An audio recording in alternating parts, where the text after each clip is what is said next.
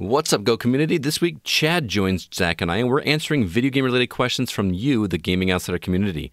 There's also good news and bad news this week. Last of Us 2 is delayed, but a sequel to Rogue Legacy was announced. You know I'm excited about that. We've also been playing some new games, including Resident Evil 3, a co-op puzzler called Biped, a twin-stick shooter called HyperParasite, and a unique Switch title called In Other Waters. This is the Gaming Outsider.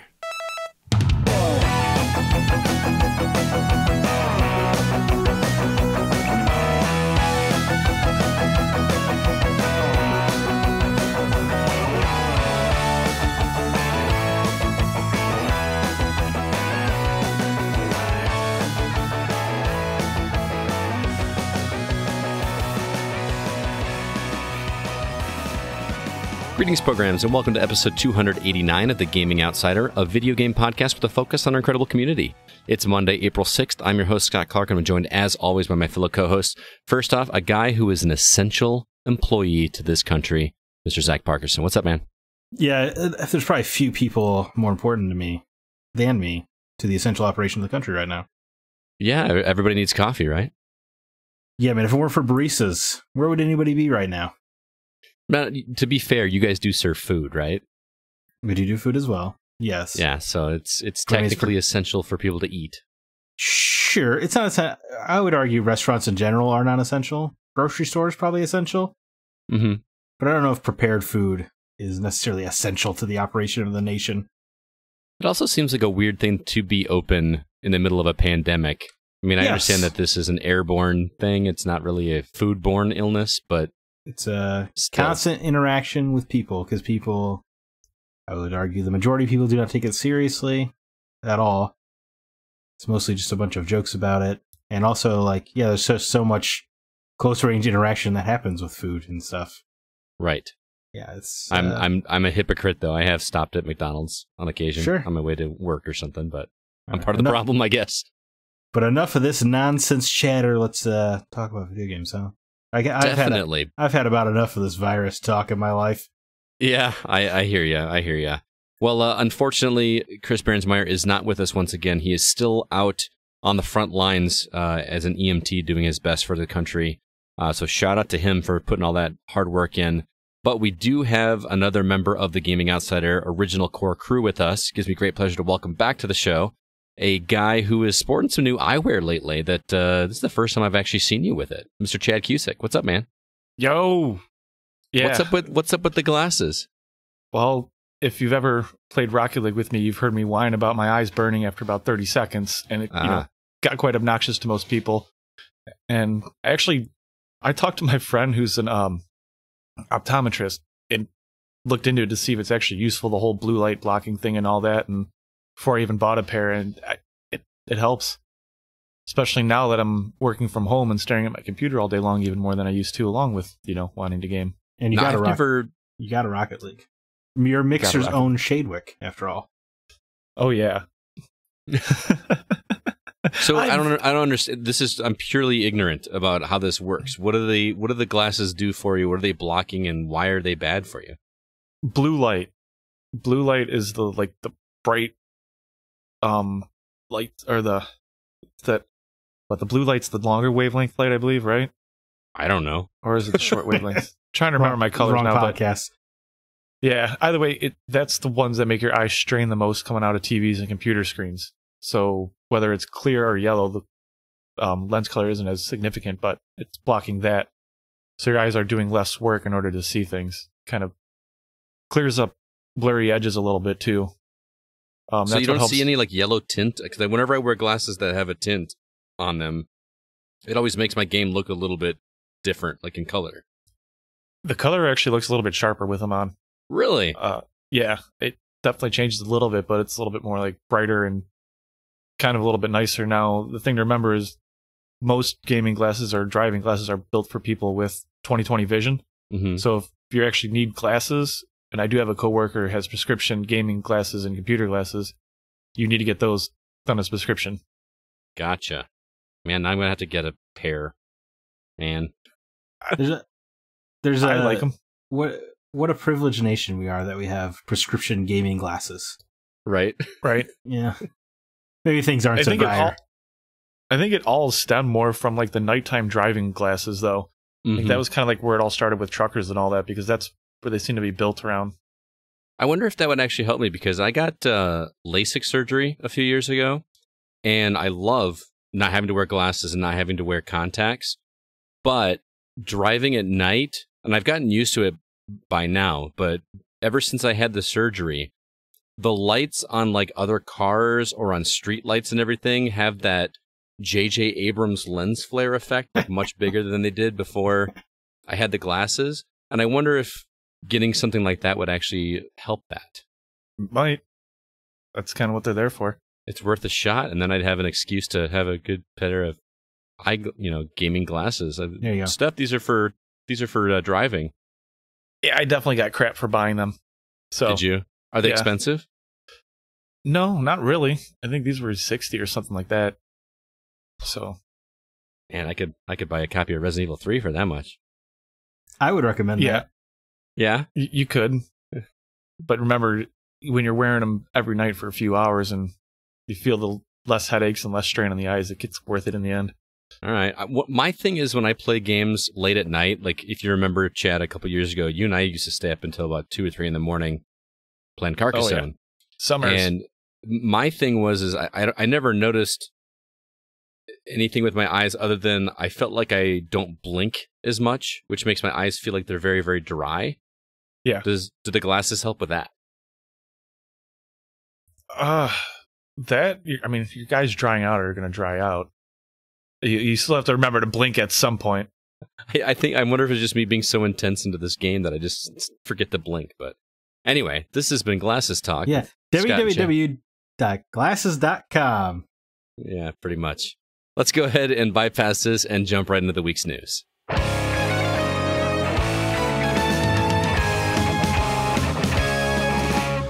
I think it's safe to say that the biggest news of the week was the delay of Last of Us 2. This is very, very sad, and this is obviously due to the COVID-19 concerns.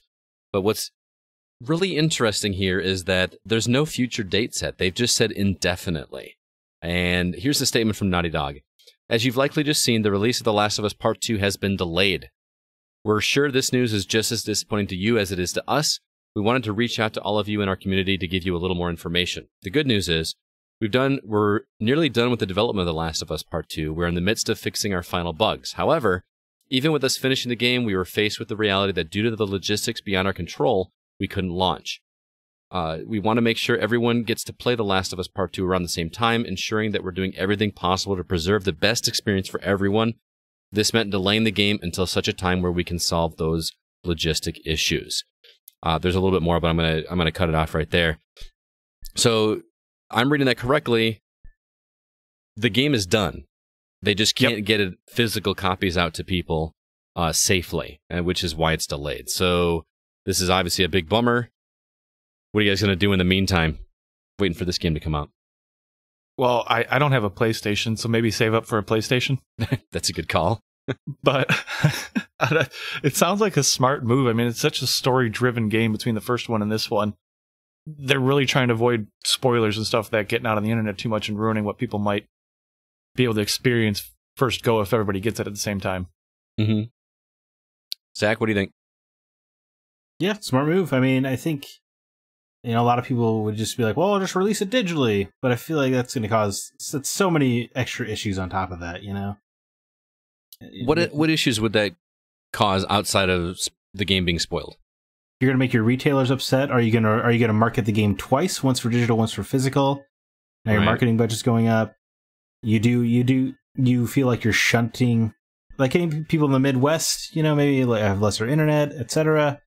Now they feel almost directly targeted. Like the world's just not equipped for the all digital future. And a game this big, like everyone's going to, people are going to want to download it. It just doesn't feel like the right time to try to force this.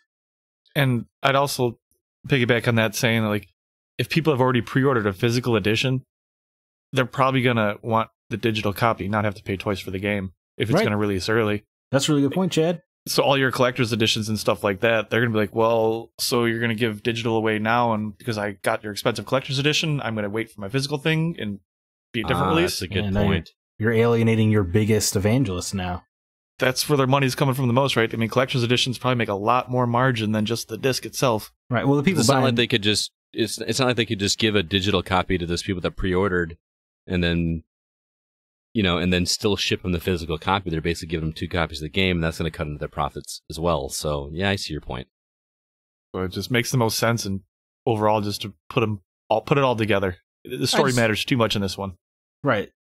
Yeah, and yeah, it is nothing but the story.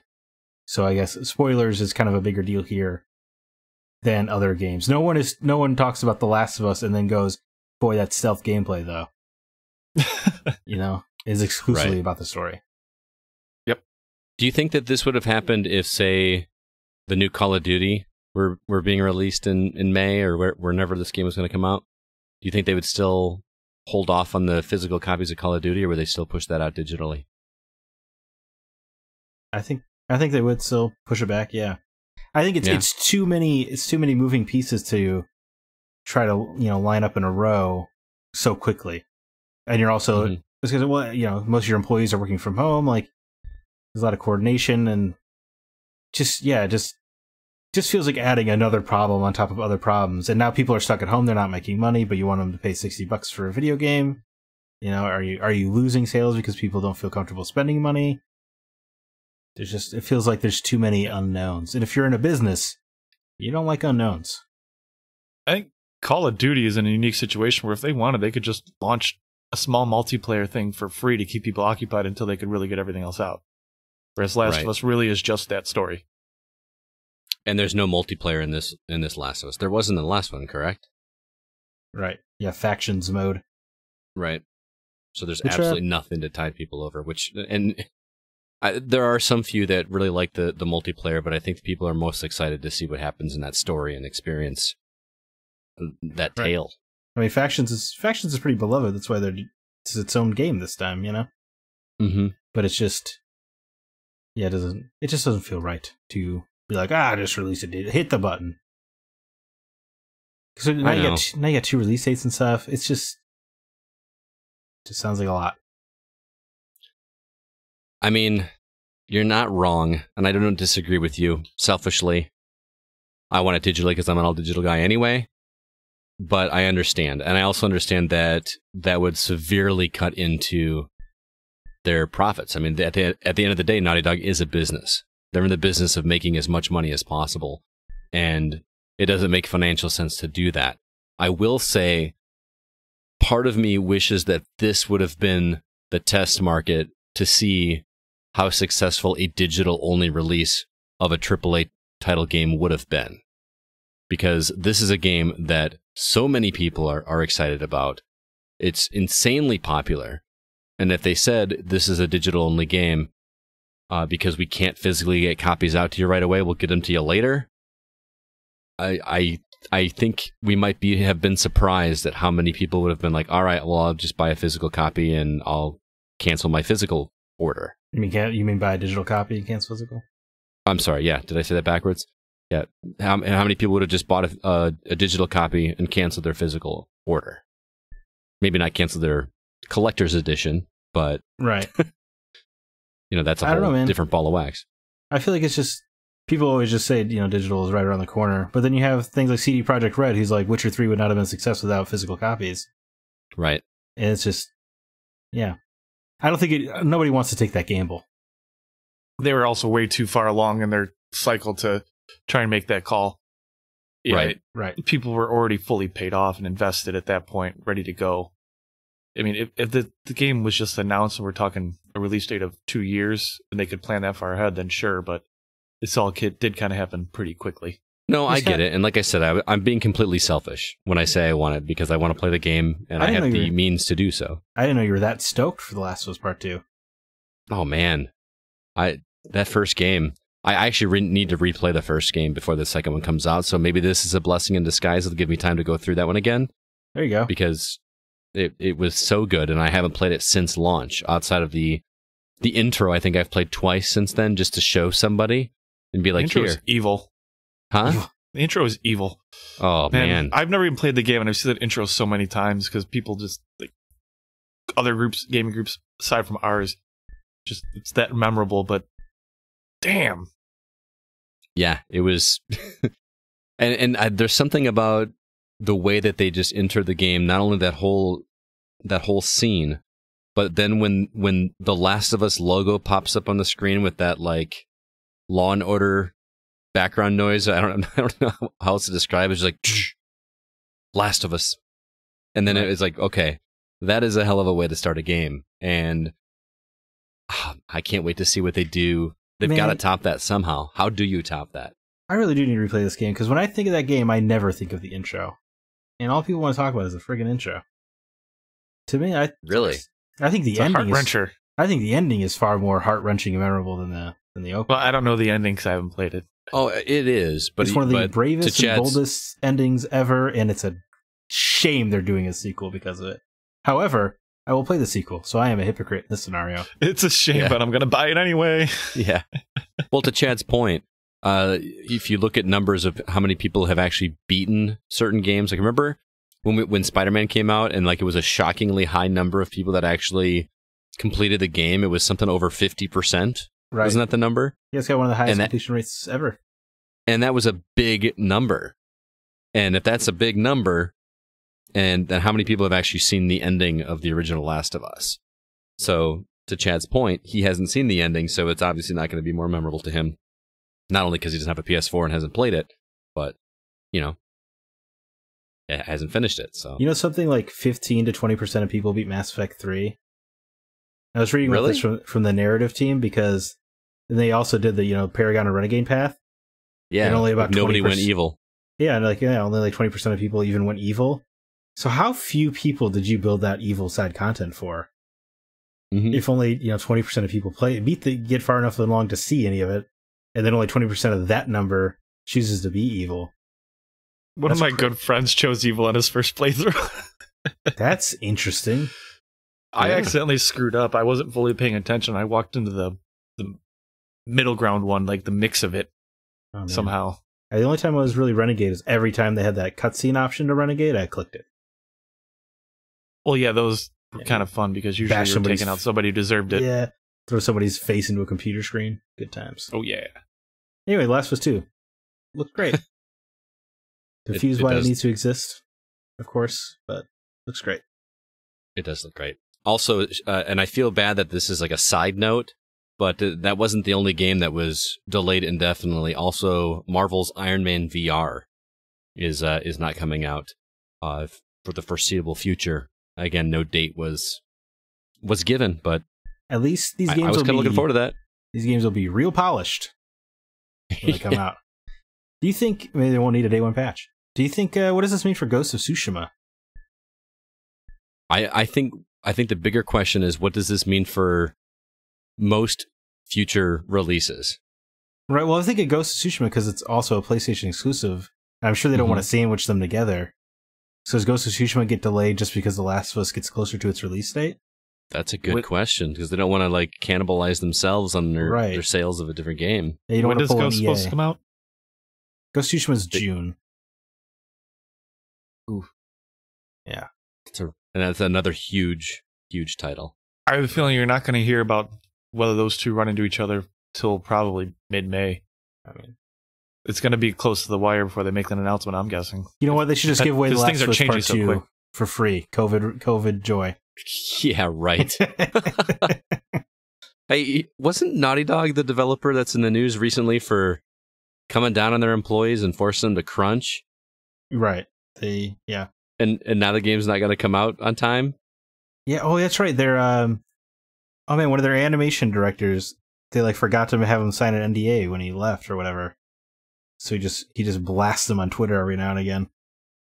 Say it's the worst company you could possibly work for, etc. Oops. You should follow that guy, man. Yeah. Guess HR screwed that one up, huh? I'm going to have to look up that. I'll send you the Twitter handle. That's he's got some juicy details. Yeah. All right, so that is bad news, but I have some good news, guys. At least good news for me. You can ask Zack when this news dropped. How giddy was I over text message? Oh, here I thought you were going to talk about your round guard score, #1 in the world or whatever. That should have been in the news, Scott. No, that's just a fluke. But Rogue Legacy 2 is happening. It was confirmed this week by Cellar Door Games.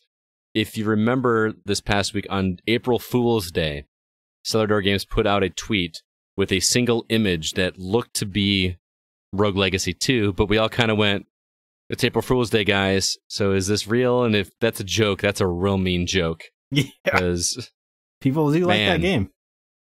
All we've got is a logo and some screenshots, no release date or really much info, but I am excited. Are you guys excited at all, or did you play Rogue Legacy?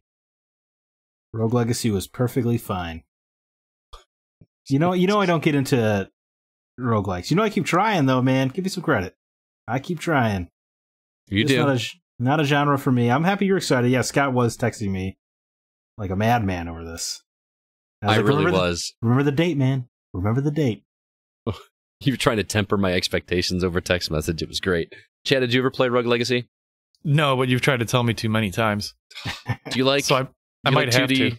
2D side scrollers like Castlevania, or I do like the 2D platformer side scrolling stuff. Okay. The roguelike, it kind of depends on how they do it. So the way that Rogue Legacy works is you go into this castle and it's procedurally generated, so it's completely different every single time. It's melee combat at its core, so your character has a sword, and you earn different ability, or you have a different ability based on which character you choose. That might be able to throw knives or axes or things like that. And your goal is to get through the castle as far as you can before you inevitably perish. And which sounds like a bad thing, but I've never played a game quite like Rogue Legacy where when you die, it does not feel like a bummer because you're rewarded at the end of dying, because all of the gold that you've acquired or collected throughout the castle, you now go back to your own castle to build different wings of this and turrets and all this that will increase your health and increase your stamina and increase your magic and get you extra abilities. So the next time you go through the castle, you are now much more equipped than you were the last time. So it never feels punishing to die, because you literally cannot. Well, I can't say that because there's probably some hardcore enthusiasts out there that have figured out a way to beat the game, but it would be insane to do so. But in theory, you can't go through and beat the game on your first try. And it's not designed to go through there. But on top of that, to make it even more interesting, after you die and you start over, the character that you were previously playing perishes, and you come back as an heir to the previous player. So you're one of the descendants of the person that perished. And this family member has some different trait associated with it. They might be a short, tiny little character that moves quicker. They might be a big, stocky character that has more hit points. They may have some attribute like color blindness, or they may walk on the ceiling, or they may jump higher. So every time you play it, you're playing as a different character that may or may not control vastly different than the previous one. And it's super fun to experiment with and just try. And you may start with a character that sucks at first, and then eventually it becomes second nature to you, and you kind of miss it after that character dies. I don't know how else to explain that, but I cannot even begin to explain to you the number of hours I've put into the original Rogue Legacy. It's that freaking good. So good. I definitely think you're the most into the roguelikes out of our crew. You definitely seem to be your style. Oh, yeah. Yeah. Something about them that you really get excited about it. I would probably argue that for me, this is the best one I've played. I really like Dead Cells. I really liked Children of Morta. I really did like Binding of Isaac. But there's something about Rogue Legacy that just clicks. The music is fantastic. It does a really good job of feeling instantly familiar because the controls work exactly the way you expect them to for a platformer. That's what I was actually going to ask. Is it the platforming aspect that helps draw you into that more than some of the other roguelikes? Because you got first-person shooter roguelikes, you got top-down view roguelikes. I mean, it can be any view as far as perspective for roguelike. It's just the style of the regenerating dungeons starting the game from the beginning every time. It might be. That might have been... It was one of the first roguelikes I played, too, so that may be part of it. Gotcha. But it felt instantly familiar, which might have been why it drew into me so much. Because it just clicks. It works the way you want it to work. The timing of the melee attack, the distance of the jump, the downward attack that you have as well. Coupled with, we've all played Metroidvania games. It's like a roguelike Metroidvania that just works the way you expect it to. And it just never got old for me. It's so good. I really hope you give it a shot at some point, Jay, because that would be a fun one to watch you stream. I kind of want to. Yeah, you should. Once I get through some of the ones I'm working on. Yeah. But anyway, the new one, the art style looks a little bit different, and they hinted at some different gameplay mechanics, but you can rest assured that this is one I am definitely going to be picking up. I hope that it comes... Because with the original, Rogue Legacy came to PC first, before it came to console, but I'm hoping that since this one grew in popularity, that it'll come to consoles alongside PC at the beginning, because I want to play it right away, and I don't want to have to play it on PC. Unless it's on Mac. I could play it on my Mac. The original is on Mac, so... Well, now you can plug your controller into your computers anyways. Yep. It's not too different of an experience. I like Rogue Legacy convenient. so much, I now have bought it for the third time. It was on sale on the Nintendo eShop for like $5, and I was like, that's a perfect Switch game, so I'm just going to grab it again. So I have it on PC, I have it on Xbox, and I have it on Switch. I might already have it on Xbox.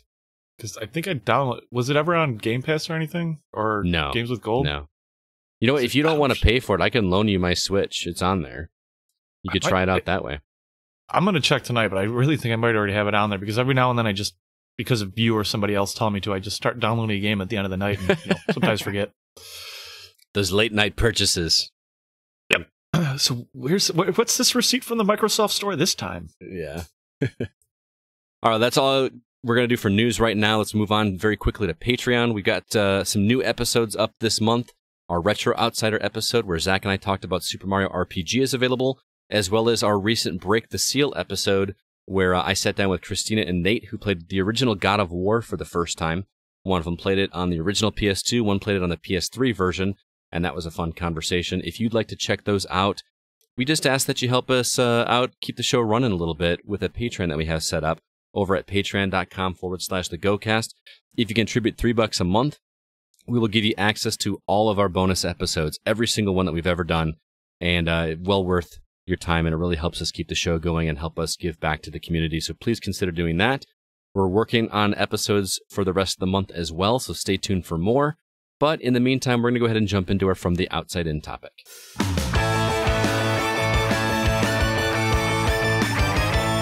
So every first episode of the month, we ask you, the Gaming Outsider community, for questions to use as a discussion point on the episode. We posted a request on Facebook, Discord, and Twitter, and we're going to each take a turn reading one of these questions. Chad, you are our guest. I know you were super excited to be on the Community Questions episode, so why don't you kick things off for us? I will take pleasure in doing that. Actually, I like doing the Community Questions one. It's actually always one of my favorite things with this show. Yeah. It's the highlight of the month. And yeah. So I figured this week, she's been working her butt off lately, and she was quick to respond to this one. So why not start off with one of our own with Christina and a question she asked us, because it's a fun one anyways. What is your favorite game for each of the following consoles? NES, SNES, N64, and PlayStation? I think the hardest one to say a favorite is the NES. There's a lot. There's so many good games. I mean, Super Mario Bros. 3 is the easy answer. Yeah, but I want to be a little bit more interesting. It's the right Contra answer. and Excite Bike are ones that I loved, but Super Mario 3 would still probably be ahead of those. See, Excite Bike is... These are a little bit older than me, so it's a harder decision. For me, it's like Super Mario Bros. 3. Next. Yeah. Done, I mean, Excite Bike is fun, but it's fun for 10 minutes, and then I'm done. Well, Excite Bike, you had to be playing with people. That's what made it better. You had to have two players going on. Was there a track editor? There was. That I don't remember. I never bothered with the track editor on that one. There was a track editor on there for sure, but I don't remember there being two players. I thought that was a single player only game. Are you sure there was multiple players on that? Or are you thinking of a different game? No. I thought it did. Because I know you're always racing against 5 people at once. I thought it had multiplayer on it. Now I'm going to have to look it up. You know, there's so many NES games I haven't played either. Like, I never played the Dragon Warrior games.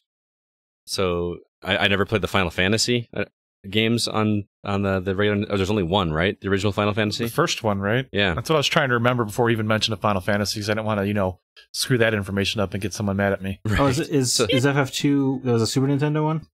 I remember Final Fantasy 2 being on Super Nintendo, but I don't remember if that was a port or not. And I know that what's our buddy in Arizona, Brandon Smith, who's a big Final Fantasy fanatic. He's gonna write in and correct me on this, but I believe that Final Fantasy 2 was on Super Nintendo, which is really Final Fantasy 4.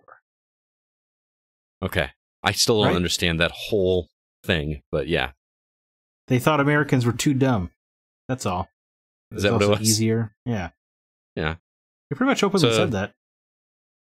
I will throw my hat in the ring for the Lone Ranger, which is one of my favorites, but I know that I get a lot of flack for that. So, but never played it.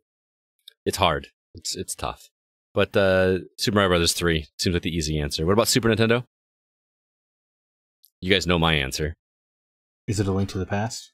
Of course it is. I mean, just by default, it's my favorite game of all time, so of course it's going to be the best game on the Super Nintendo for me. Scott might be able to guess mine. Chrono Trigger. Chrono Trigger would be 2. I was going to say Lufia 2. The first Lufia. First Lufia? The first one, yeah. Okay. Is the second one on Super Nintendo? No, it's Super Nintendo as well. Okay, no, he's saying there's a second Lufia on... Yes, it is on Super Nintendo. Yeah, they're both Super. It just doesn't measure up to the first. It's bigger fan of the first one. I like the story. What about you, Zach? But A Link to the Past. Yeah. Yeah? Woohoo! Yeah, I mean, I feel like Super Metroid's a close second, and I feel like it probably depends on the day which one I would say. Yeah. Where would you guys put something like Star Fox? The original Star Fox? Yeah. 40. No, that'd be down there quite a bit. I mean, that game was amazing when it came out, just because we'd never seen anything like that. But that game does not hold up. Yeah, have you tried playing it since? Because it's tough. It's tough to control. In my memory, it's a top 10. In reality, that is impossible to return to. Yeah. That's why I kind of asked, because I know there's that like one part in the tutorial at the beginning, like where the frog or something's telling you to do, someone's telling you to do something.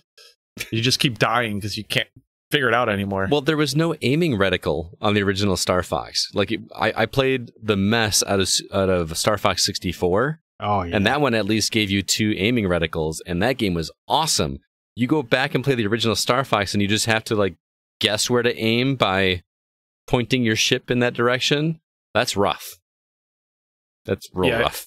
I think the way you aimed in the original one was by missing a couple of shots and correcting where you were looking. Pretty much.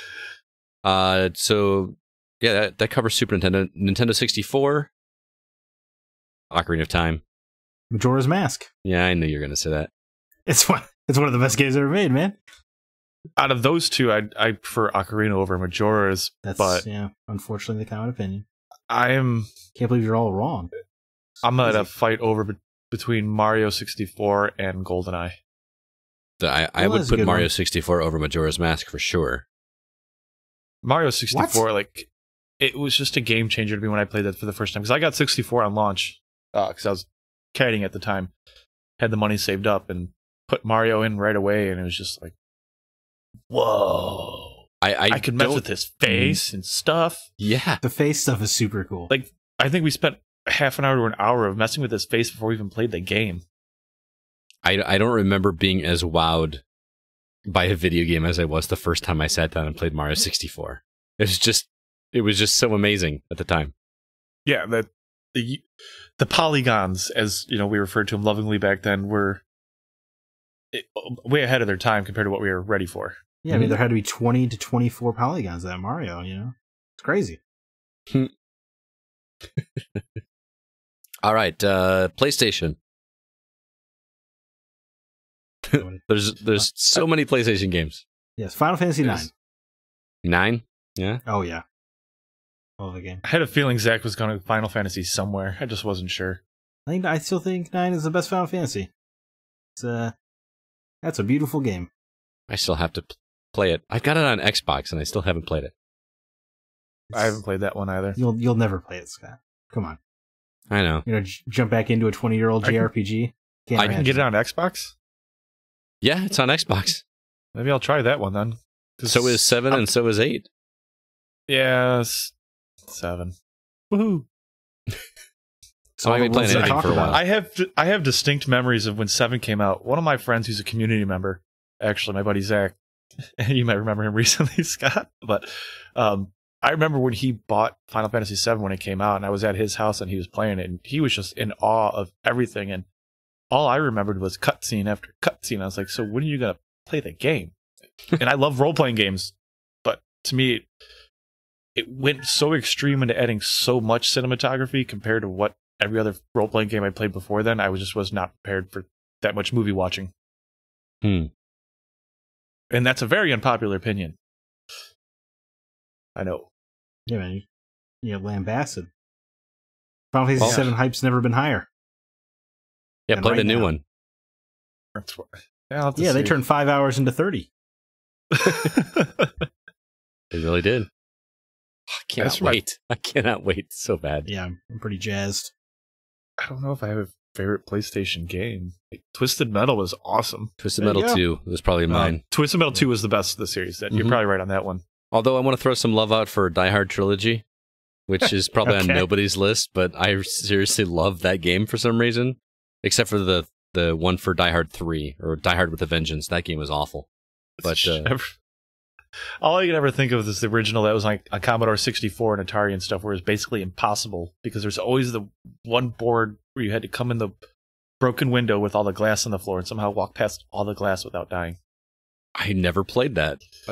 It's brutal. Never played Commodore 64 Die Hard was brutal. You know what else is great on PS1? Parasite Eve. That was a good game. But man, I went and watched a cutscene of that recently, like the opening cutscene, which as a kid looked incredible. That does not hold up. That like needs a Resident Evil style remake. Yes, man, and I love that battle system. That battle system was so clever for its time. Like do this like wire grid thing around the arena, and you could move. Oh man, it was so cool. Not even the sequel used it. That's how quickly it was abandoned. That's kind of crazy because I remember it being such a big talking point with the first one. Everyone enjoyed that aspect. Yeah, I played that game not like 5 or so years ago and thought it still held way the hell up. Really? Yeah. Man, I don't know if I'll never play it. You know? No. But you'll want to. I understand. I get you. All right, Zach. Why don't you read the next one? Alan Sheck asks, what is the most embarrassingly incorrect way you've played a game? For example, in order to get my sisters to play Halo multiplayer with me, we play house. Like the bases in Sidewinder would be our houses, and we would drive the warthogs and ghosts over to see each other. That's kind of adorable. That's awesome. That's all. I want to play Halo that way. Like just chilling out, just hanging out? Yeah, man, that's super cool. Red joins blue for tea. I want to say in GoldenEye, we used to set up like races. Like instead of shooting each other, we would line up a starting line and have and have a third person say go, and then we would like race to see who could get through a predetermined path in the multiplayer levels. But you couldn't like attack each other. Right, that would break the rules of engagement. Right. I mean the easy answer is in Mario Kart just going on the track backwards or just exploring the track while Lakitu is like angrily waving a flag at you the entire time. Or Lakitu, however you pronounce it. Do you guys have any? It's hard to say it's an embarrassing way to play it because it ended up being a game mode, but Griffball on Halo. Griffball? It started off as a custom mode. You either have a hammer or a sword, and there's it's the bomb that's in the bomb levels where you have to carry it back and forth, but you have to score it in the other team's goal. So it's like lacrosse and hockey meet Halo with hammers and swords, and you can pick which one you want, but you only get one or the other, and you just go to town. It's hilarious, and because it got so popular as a custom mode, it got its own mode added into Halo. That's amazing. That's awesome. So yeah, it's not embarrassing if they made a whole mode out of it. That's why. But it's still so awesome. Griffball when it first came out. Yeah, Griffball. I'm edging being paid just to be able to go Griffball. Get people excited. Did you have one, Zach? Did you ever play a game wrong on purpose? No, I mean, I don't know about incorrect. Like I mentioned last week, I did role play in Jedi Academy. And I mean, that's really, I was like like when I was a kid, only Han Solo could fly the Falcon because he wouldn't let anyone else fly. I really like the confines. I don't have the creativity to just make stuff up. The closest I could think of, here, I'll give an embarrassing one, if not necessarily incorrect. Our VHS, I would set it up to record me playing games, right? Yeah. So I would try to make Max Payne 2 look as cinematic as possible. Try to make a movie out of it. Did you edit it at all, or did you just? Well, yeah. If the firefight didn't go my way, like it doesn't look as cool as I wanted, I would reload the checkpoint and then rewind the tape to try to string together the best version of Max Payne 2.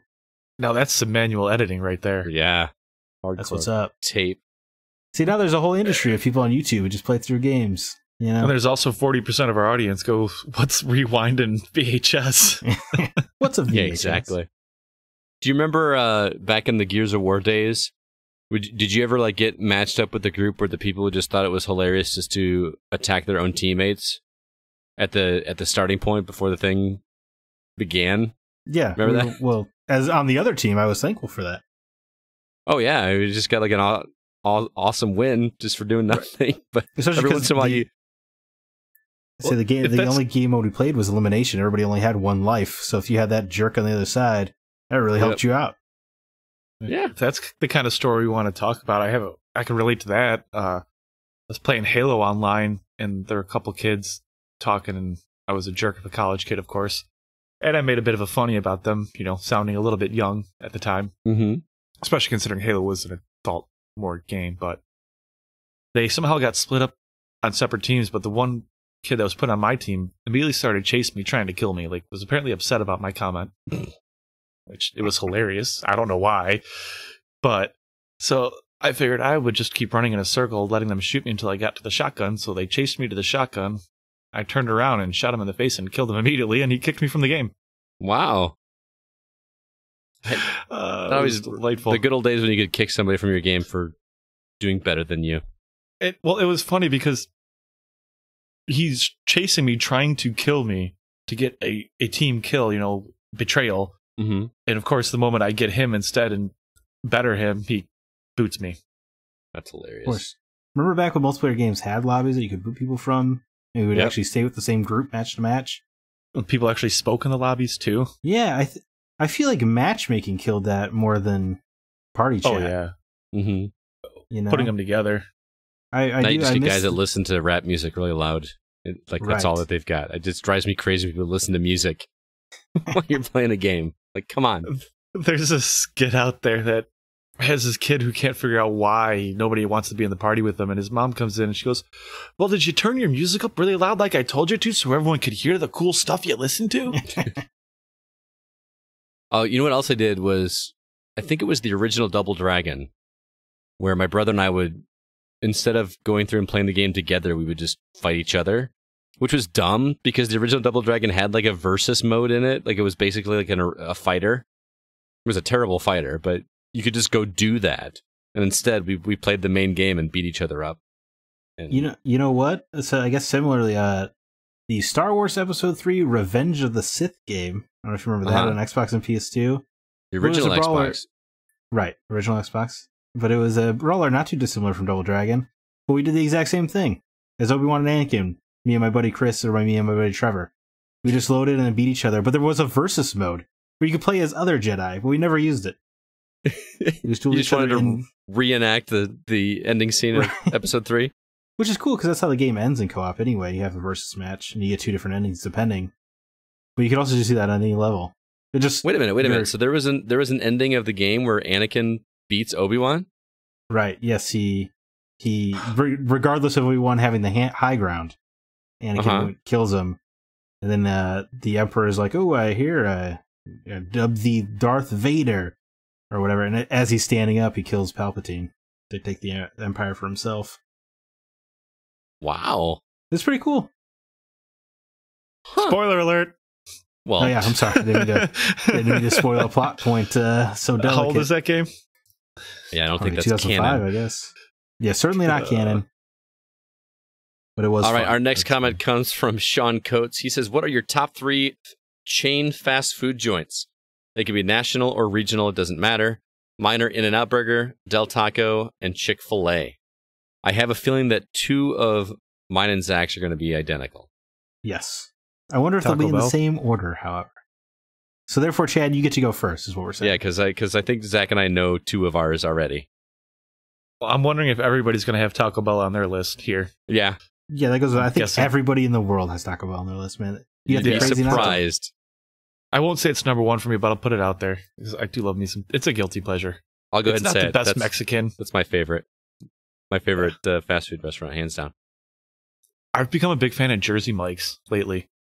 Actually, interesting. I've been there a couple times. I don't like it the whole Mike's Way stuff. I don't like oil and vinegar on my sub. I just want some mayonnaise. Yeah, me too. Do it that way. It's still pretty good. I remember. I miss Cousin subs. Remember Cousins? No, I'm not huge onto that one. I didn't like them that much. Oh, man, Cousins had this sandwich called the pepperoni melt, and it was the most delicious thing ever. And we don't have a Cousins in Rockford anymore.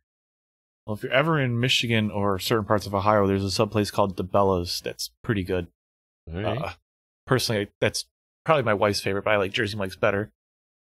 Now, number 3. This is tough because I could go all over the place, but I'm going to mention a place from college. It's a pizza place where I went to at OU called Avalanche, and not because of the pizza, which was delicious, but because it has these sandwiches they call boulders, and it really was like a boulder the way it was shaped. It was like round and like a giant rock, but man, they loaded this thing up. Like the meatball boulder had like 15 meatballs on it, and since they delivered till 4 a.m, it was wonderful. Nice. Oh, then there's DP Dough. Crap. See, I can go all over the place with the college food. DP Dough is known more around the country, though. DP Doughs? DP Dough. They make calzones. They got like 40 to 50 different calzones, and they're horrible for you, but they're delicious and they're filling, especially after night going out. For sure. Wow. Zach? So the number 1 food in the entire world is beefaroo. Beefaroo. Rockford's own beefaroo. You can too. It's so good, guys. I can't even describe. What's funny is whenever I have somebody from out of town and they're like, what can I go to in Rockford that I can't get anywhere else? We're going to Beefaroo. And they're like, wait, what? It's called Beefaroo? It's a terrible name. It is it's exclusive to Northern Illinois, right? Yeah. The Rockford area. There is one in Wisconsin now, isn't there? Like just in Beloit or something? It wouldn't be far from the Rockford. It was started by a husband and wife couple who got divorced, still kept running it, and passed it on to their children. And there actually is one in the UP, because I actually drove to the Upper Peninsula of Michigan for a wedding and saw a beefaroo there that had the old school sign up. You remember the sign with the dude wearing the cowboy boots? That's weird. It was very, very old. But yeah, beefaroo. That was before I lived in Rockford. They have seasoning salt that's so great that when I run out, I call my grandma to ship me a new one. Yeah, I buy their seasoning salt too. I put it on burgers, seasoned French fries with it. I even put it on my tater tot casserole. Compliments that very, very well. Nice. Yeah, it's very good. It's very good on French fries. But their beef and cheddar cannot be beat. Every time I go to Rockford, I have to go to Beefaroo for at least 1 meal a day while I'm there. And you usually have to buy a little piece of merchandise as well, because I just love Beefaroo to death. They have a new T-shirt that they just put out this past summer that is... the area code here is 815, right. And the shirt says 81 and then fries. Okay. So it's 81 fries, which I thought was kind of clever. I was in town around Halloween once, and I got this mug. You are beautiful, and I thought that was really clever. Nice. I'm gonna have to interject another unpopular opinion here, but the cheese fries, I don't get it. I could eat their cheese fries every single meal of my life. I actually prefer the fries without the cheese. I just get fries with salt. So you probably see it my way then. I don't. The fact that they put it in the cup together, it doesn't work for me. Oh, that's what I love about it. See, that's what I don't like. I like. There's a place. Oh, how did I forget Mr. Hero? Holy crap! Well, I mean, you can ask for cheese on the side, Chad. They're not gonna shame you out of the restaurant. Mr. Hero's probably my favorite fast food. That's local only to Cleveland. I was going to say, you got all these weird places that are like only in Ohio or whatever. See, they have the waffle fries, and you get those with the cheese cup on the side. And the waffle fry is so thick and full, it holds up with the cheese. You can get a big old scoop of it. Right. It doesn't like fall apart. Yeah. Yeah. All right. Number 2, Taco Bell. Yeah, that was my number 1. Absolutely tremendous. I love their gimmick food every month. I have to go try their, whatever new thing they got out. And then Taco Bell is a food that I walk away ordering like $11 or $12 worth of food, and I finish it, and I'm like, I could go for some more. Like, I just don't get full when I eat Taco Bell. It's the most bizarre thing. How much Taco Bell do we eat in LA?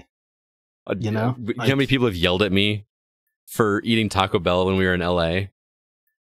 Well, I couldn't get you to eat anywhere but known establishments. Well, no, because you took me to a freaking Korean barbecue place, and it was so grossed out by the end of that. It was pretty lackluster. As a fan of Korean barbecue, that place sucked. Yeah.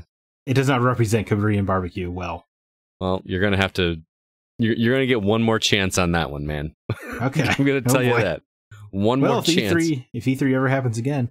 And then my number 3, I'd probably go Popeyes. I love Popeyes. All right. My number 3 would be Culver's. Oh, a little Butterburger action? Butterburgers are really good. They're cheese curds. Oh, forget about it. Cheese curds are so good. I'll agree with you on the burgers for sure. And I'm not usually a big fan of the crinkle style French fries, but for whatever reason, theirs are always stellar. Plus, Culver's is the first place I've ever been to that actually gave you an appropriate sized cup for ketchup. You know how every restaurant has those tiny little shot glass ones that like you can never like get all your fries covered? Culver's does like these long flat ones. They're still round, but they're big enough that, once you fold a fry in half, you can actually dip the fry. I don't know. It's awesome. Ketchup is disgusting. I like it on fries. But I don't put it on my fries at Beefaroo. You know what I do with my fries at Beefaroo that you're going to think I'm crazy?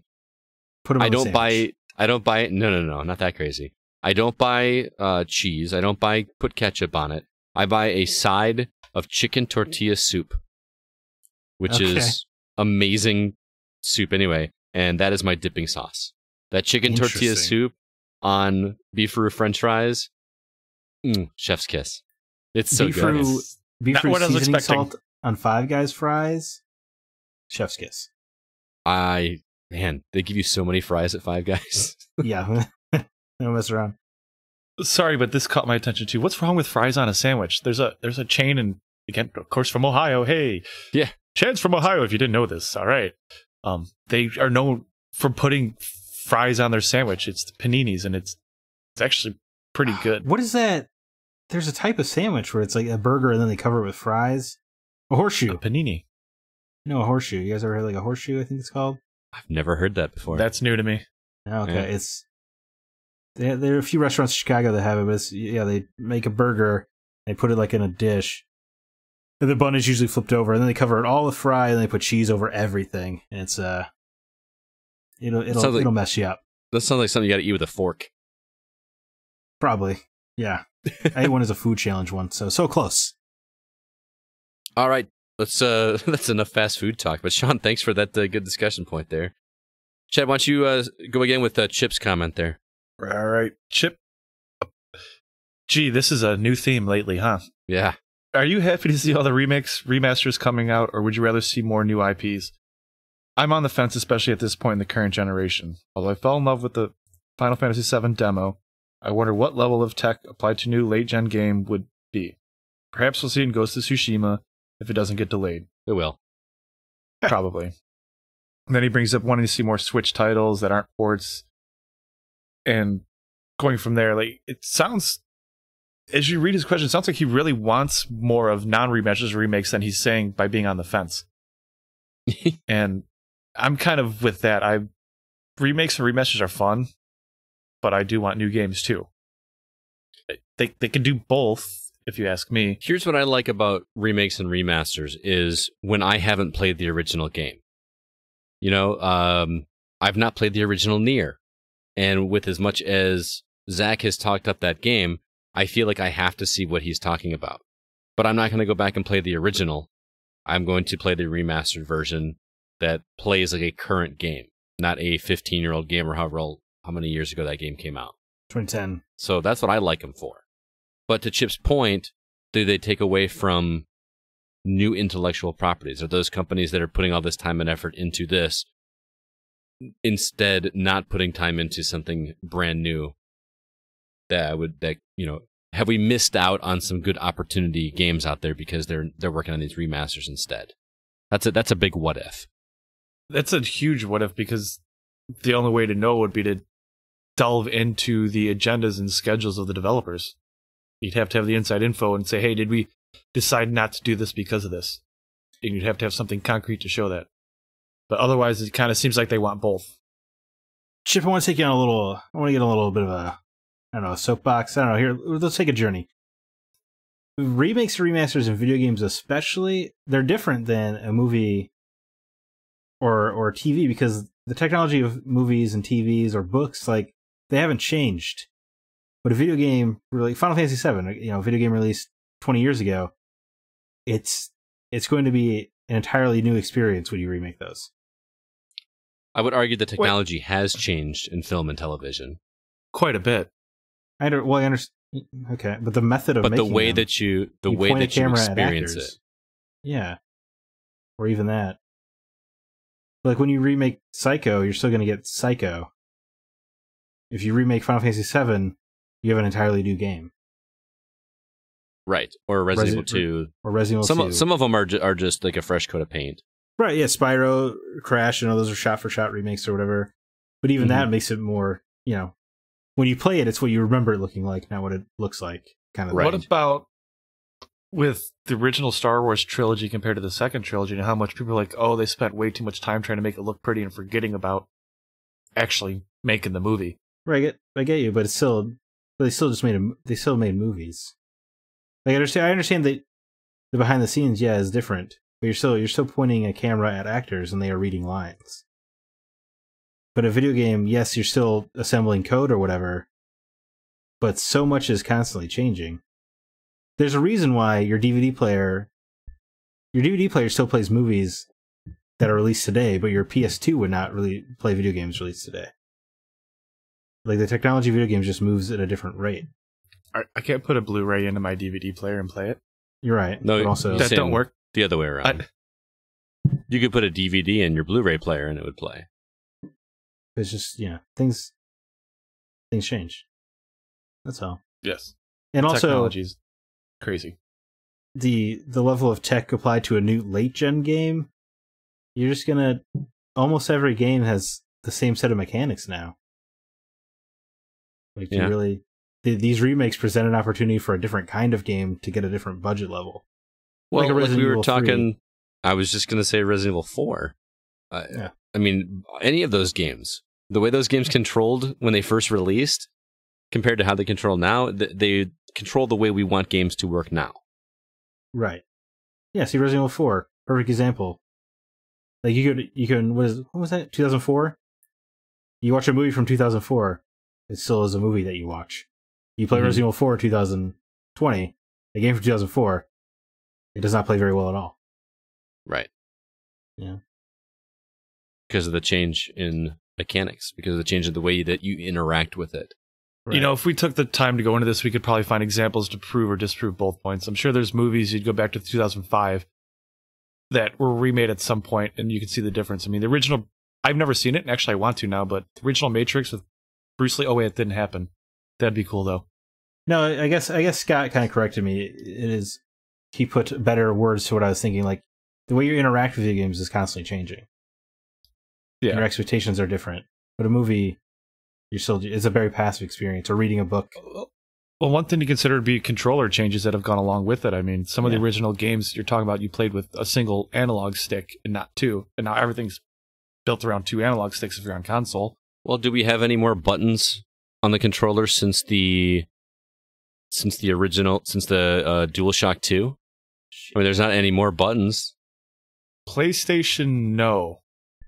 I'd say Xbox and Nintendo have evolved more than the PlayStation controller. PlayStation kind of, when they hit the DualShock 2, kind of found what they wanted, and they've tweaked it since. You know, they just did minor things like to relate to Xbox. Xbox had the silver and black buttons, and they changed those to the 2 squares and 3 lines. Right. But Xbox also had the giant OG, big, beefy controller. Right, but there weren't any more. There haven't been any more buttons added to the controller since the Xbox and the DualShock 2, outside of maybe the share button, which is basically the. Well, it's pretty standard. You have 4 buttons for your thumb, 2 sticks, and 4 shoulder buttons. 4 shoulder buttons at this point. Was it the DualShock 2 that added the extra shoulder buttons? Yes, because the original DualShock was just the L1 and R1, if I remember correctly, and then the DualShock. No, the DualShock added analog sticks, right? Right, but did the original PlayStation controller have 2 shoulder buttons on each side? I'm pretty darn sure. Did it? Okay, I'm wrong then. I can't remember. You had to rest your finger somewhere. The Xbox didn't. They only had the triggers with their first one. Okay.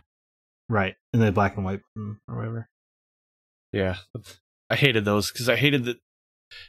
And it was kind of a beef with GameCube and also 64, even though I loved the 64.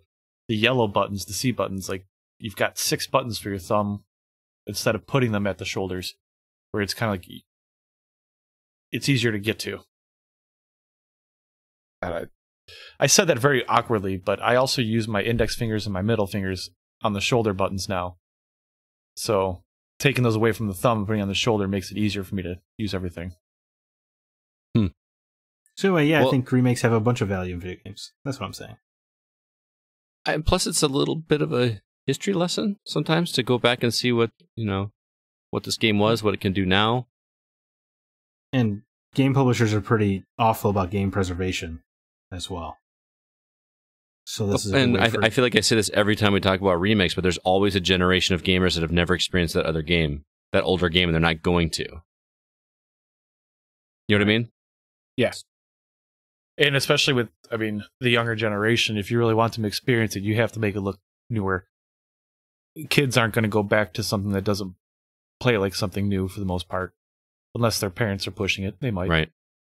And for Zack to know, there were 4 shoulder buttons on the original DualShock. Yeah. What's up? He was right. We had a sub-question from GamerDad03 on this one as well. He said, since the announcement of Saints Row the Third Remastered coming out soon, which we found out today, curious, and I understand that next consoles will have backwards compatibility, but will there be remasters of games in the works for these upcoming consoles, PS5 and Xbox Series X? Or will this be the last we hear from the remaster catalog?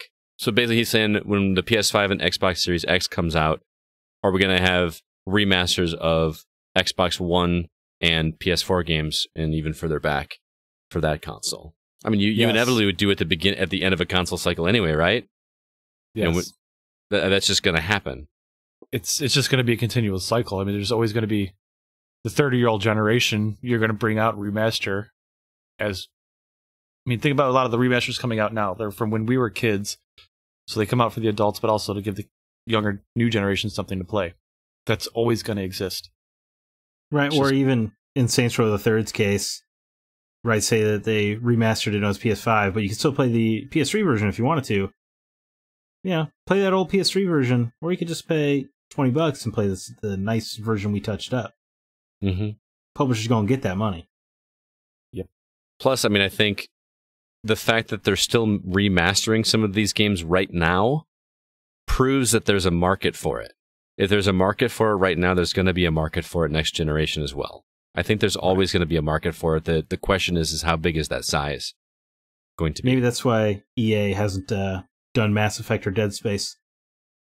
They're waiting until they run out, then launch it on PS5.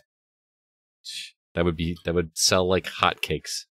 Mass Effect 2 still plays well enough that it's gonna be a while for that would ever get remade, I think. Yeah. Maybe the original would be done first. Well, remastered though. They'll put that trilogy out $60. Then I'd probably buy it. Yeah, I would buy it. Absolutely. In a heartbeat. I love Mass Effect. The Dead Space trilogy, We Fixed 3 edition. Oh my god. I pay $120 for that. Yeah, right? You'd pay for just the title. All right, last one from Facebook comes from Jennifer Maloney. She says, do you find yourself playing more or less video games during quarantine? Why or why not?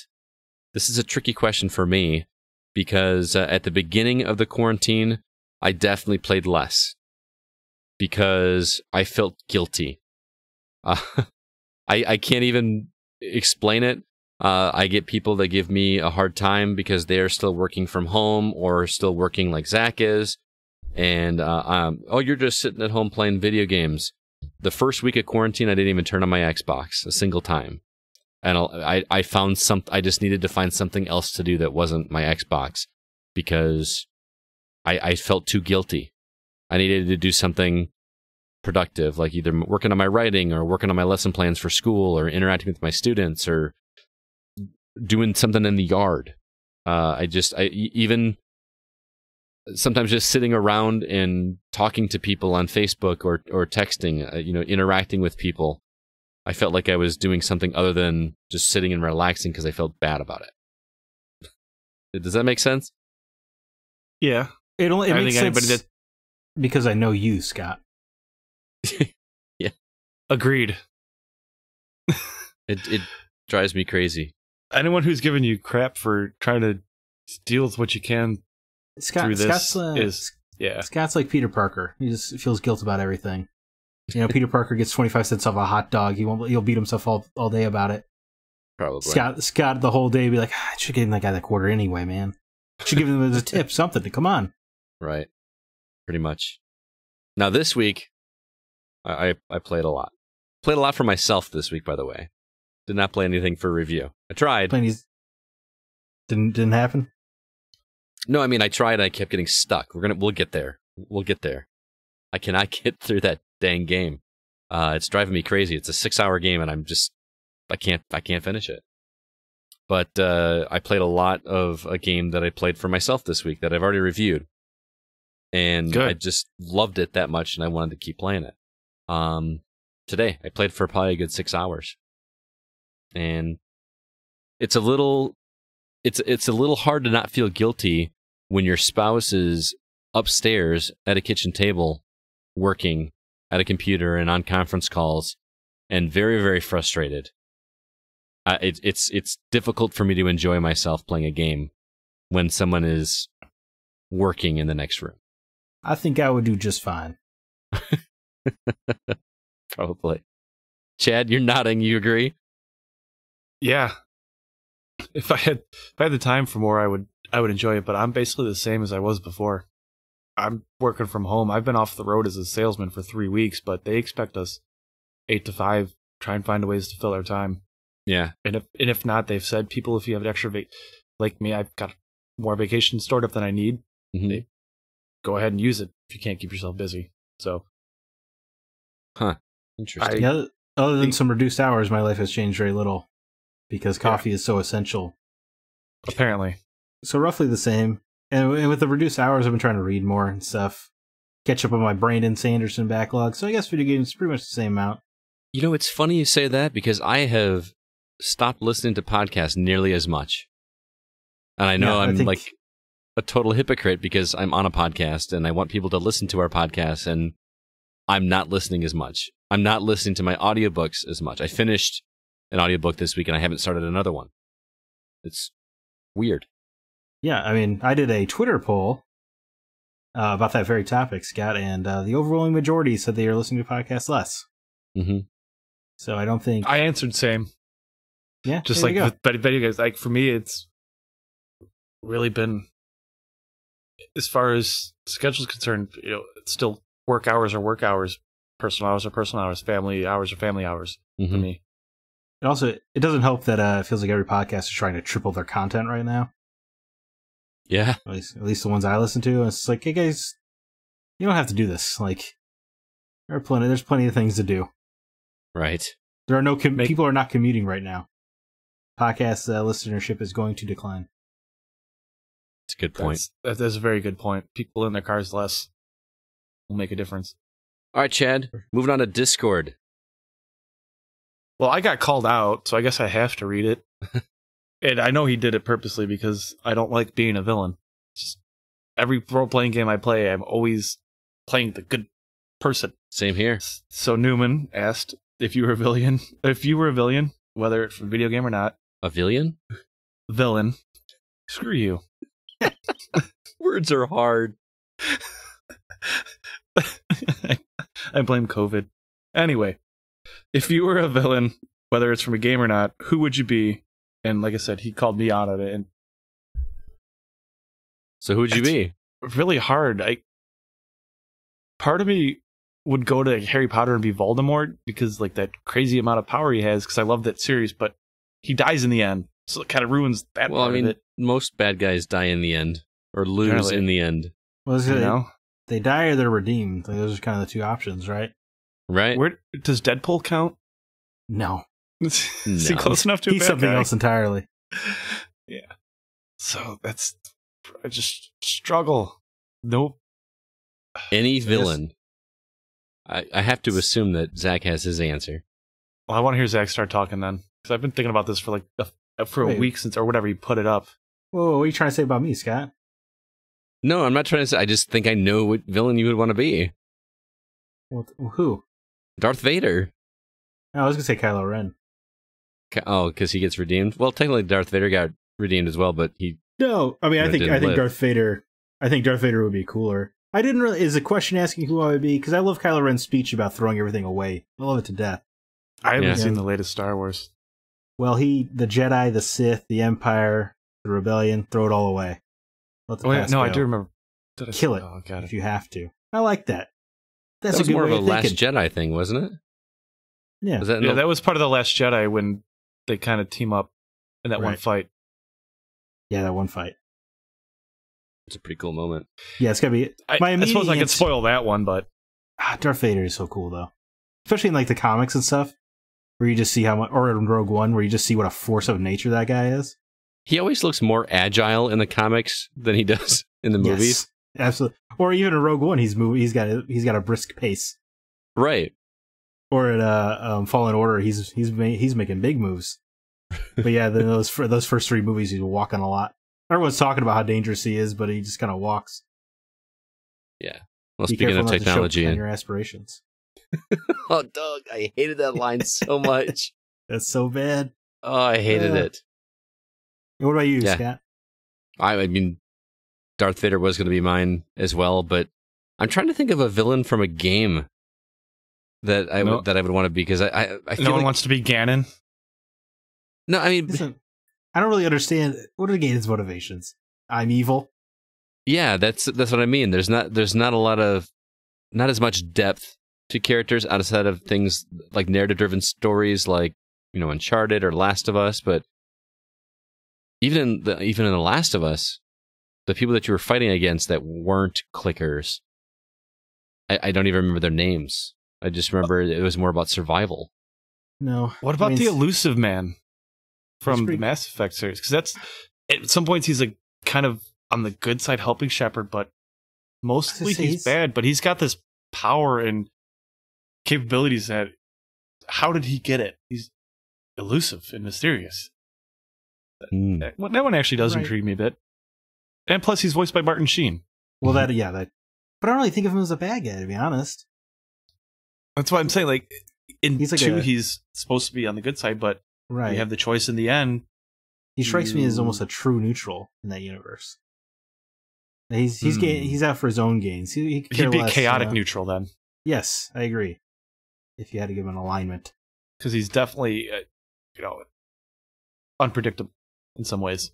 Right. There are some cool villains in video games, but I feel like you usually don't see enough of them or spend enough time with them. Right. Like Kefka's cool. I like Marlowe in Uncharted 3 a lot. The second sister is really Sephiroth. Second sister in Fallen Order is really cool. I don't know. Yeah, they're usually just dispatched by the end of the story. Mm-hmm. Well, that's the point. Is you're basically picking which person do you want to be that's going to lose. Andrew Ryan. Cool. He ran a whole city. Or what about? I gotta say, Walter White a good guy or a bad guy? Good guy. Well, that goes that one. He's doing a whole lot of legal stuff. He kills people. Well, that's not exactly good. The show is called Breaking Bad. It's about him. I haven't finished the show. I haven't finished it, by the way. I did start watching it, so don't spoil anything. Not spoiling it. The name of the show is Breaking Bad. Yes. Oh, you need to finish that, man. That show ends at just the right time. The wife and I both started watching it, so we'll both be getting through it, I think. I'm watching Breaking Bad 2 right now. Nice. Which is also known as Ozark. Yeah. See, I got it. I got the joke.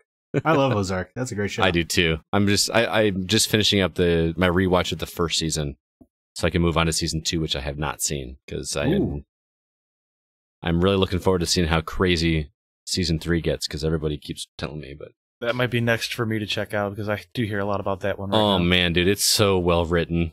It's so good. And I think we talked about it last week, so I'm going to stop there. But how about this for a villain? And I think this might be considered a spoiler, so I'm just going to say the villain from Horizon Zero Dawn.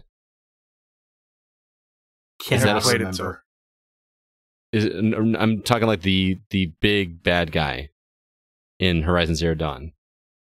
There's a reason that he's cool. I cannot remember the villain of Horizon. All right. And I haven't played it, so I'm not going to be able to help you no matter what. Okay. Well, I guess did not leave an impact on me. How do I say this without spoiling it? It was an entity that doesn't have a physical form. Really? I thought that was such a lame character. But just the idea of it, like that kind of a villain that embodies things instead of a traditional villain. Again, sorry if I spoiled that game for anybody out there, but go play that game. Chad, you need to borrow my PS4. You need to play that game. That game is so good. Yeah, that is a problem. Like the PS4 exclusives are generally the types of games I enjoy playing, story-driven RPGs and stuff like that. Oh man, if you don't know try to go into Horizon Zero Dawn knowing nothing at all. Just try to go into that game as blind as possible. I've avoided a lot of it. I purposely look away from any talk on it because people tell me how good it is. That and Spider-Man you can play. I've got that. Last of Us I've got. I mean, God of War I've got. I've got all the big hitters. I played the original God of War. Well, yeah, but you haven't played the new one. No, I haven't played the new one. But I haven't played Dad of War yet. Dad of War. But it's important that you did play the originals. At least the first one, yeah. At least the first one, yeah. I did like the first God of War. That was my senior year of college. Remember that very well. Tremendous game. Man. Yeah. They were all great. 2 was the best. Yeah. Yeah, it probably was. Directed by the same guy who directed Dad of War. Really? I didn't know that. Cory Barlog. He left the studio and then came back many, many, many years later. Nice. All right, we got 2 more. Zach, why don't you take the next one? Drew Ross asks, with everyone across the U.S. now stuck at home, what do you miss most going to do away from the house? I'll just quickly say I miss restaurants. That's about it. Yeah? Or the library. Oh, man, I miss the library. I didn't know you went to the library regularly. Oh, yeah. I get graphic novels out of there all the time. The occasional actual novel. But, I mean, I got like 12 library books right now that I can't even return. How's that going to work with, like, late fees and stuff? Are they going to... I assume it's all just paused, right? I would hope so. The library is going to be sending the cops to your door over this. Yeah. I think you'll be all right with late Kansas fees. City libraries actually don't have late fees anymore, so. Oh, really? Yeah. Keep them books. How does that work then? Like you just keep it forever?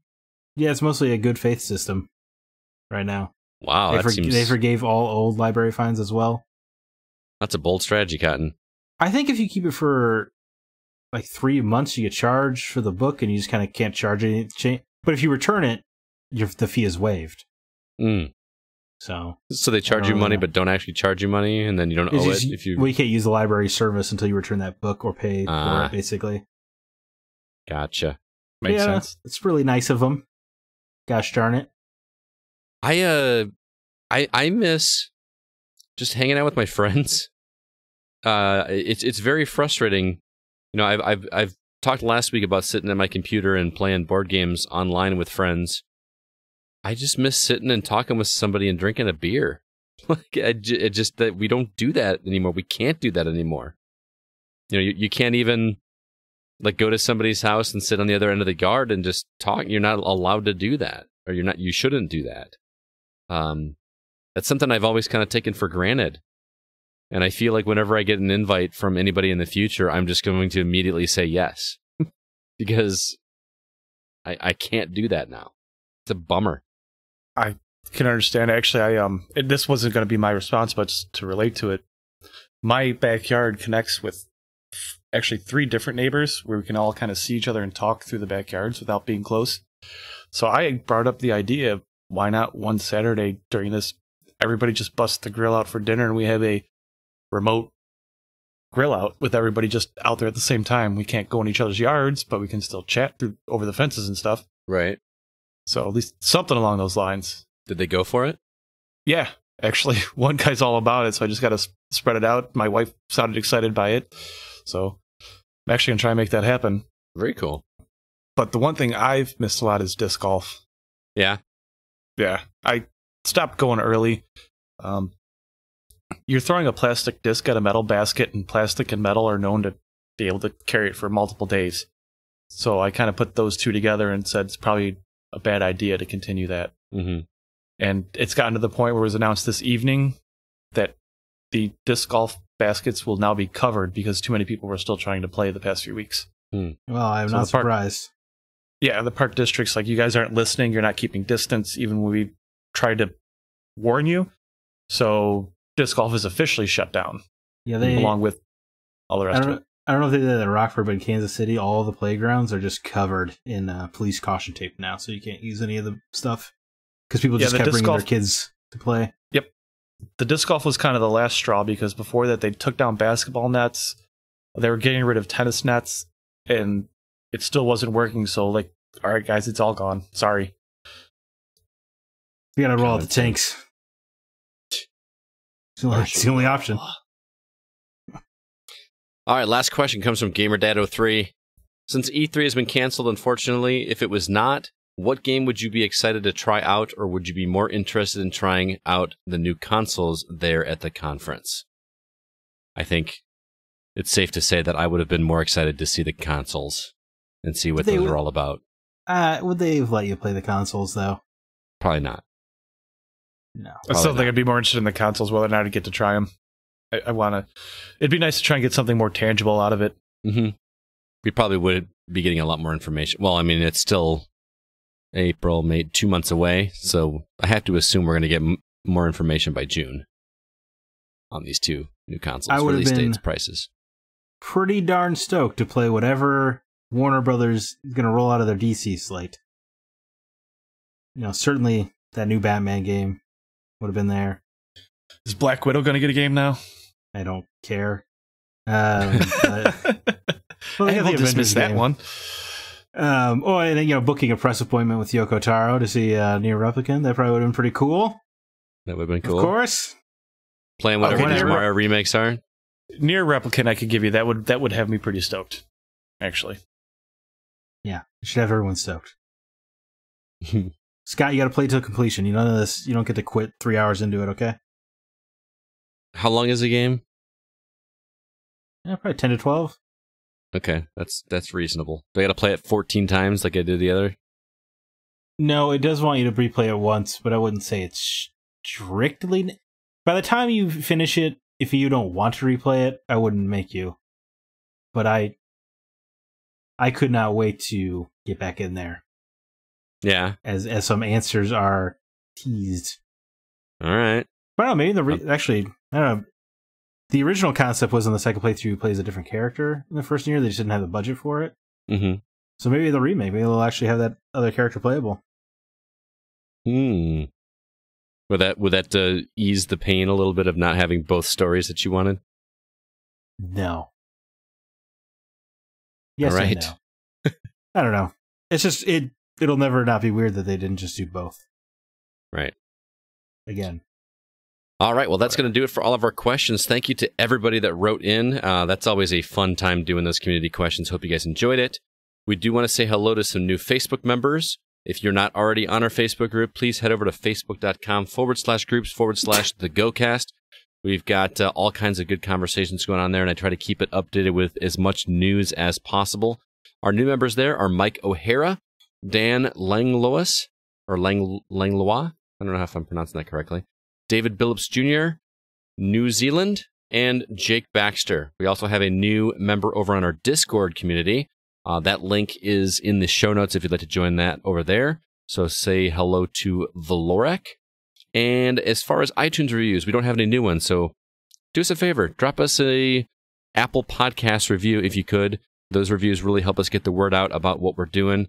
And also our website, lastly, thegamingoutsider.com is where we house all of our episodes, as well as all of our written reviews. I've got 2 written reviews this week, one for Bubble Bobble for Friends, which I talked about last week or the week before, as well as Trophy, which is an NES game, homebrew game. It's pretty awesome. I liked it. And then Zack's review of Twin Breaker, A Sacred Symbols Adventure, a game that he reviewed last week. You'll want to check that out on the website as well. We really appreciate those clicks. Again, it helps us get our name out there about what we're doing here at The Gaming Outsider. With that, let's go ahead and jump into the games we've actually been playing.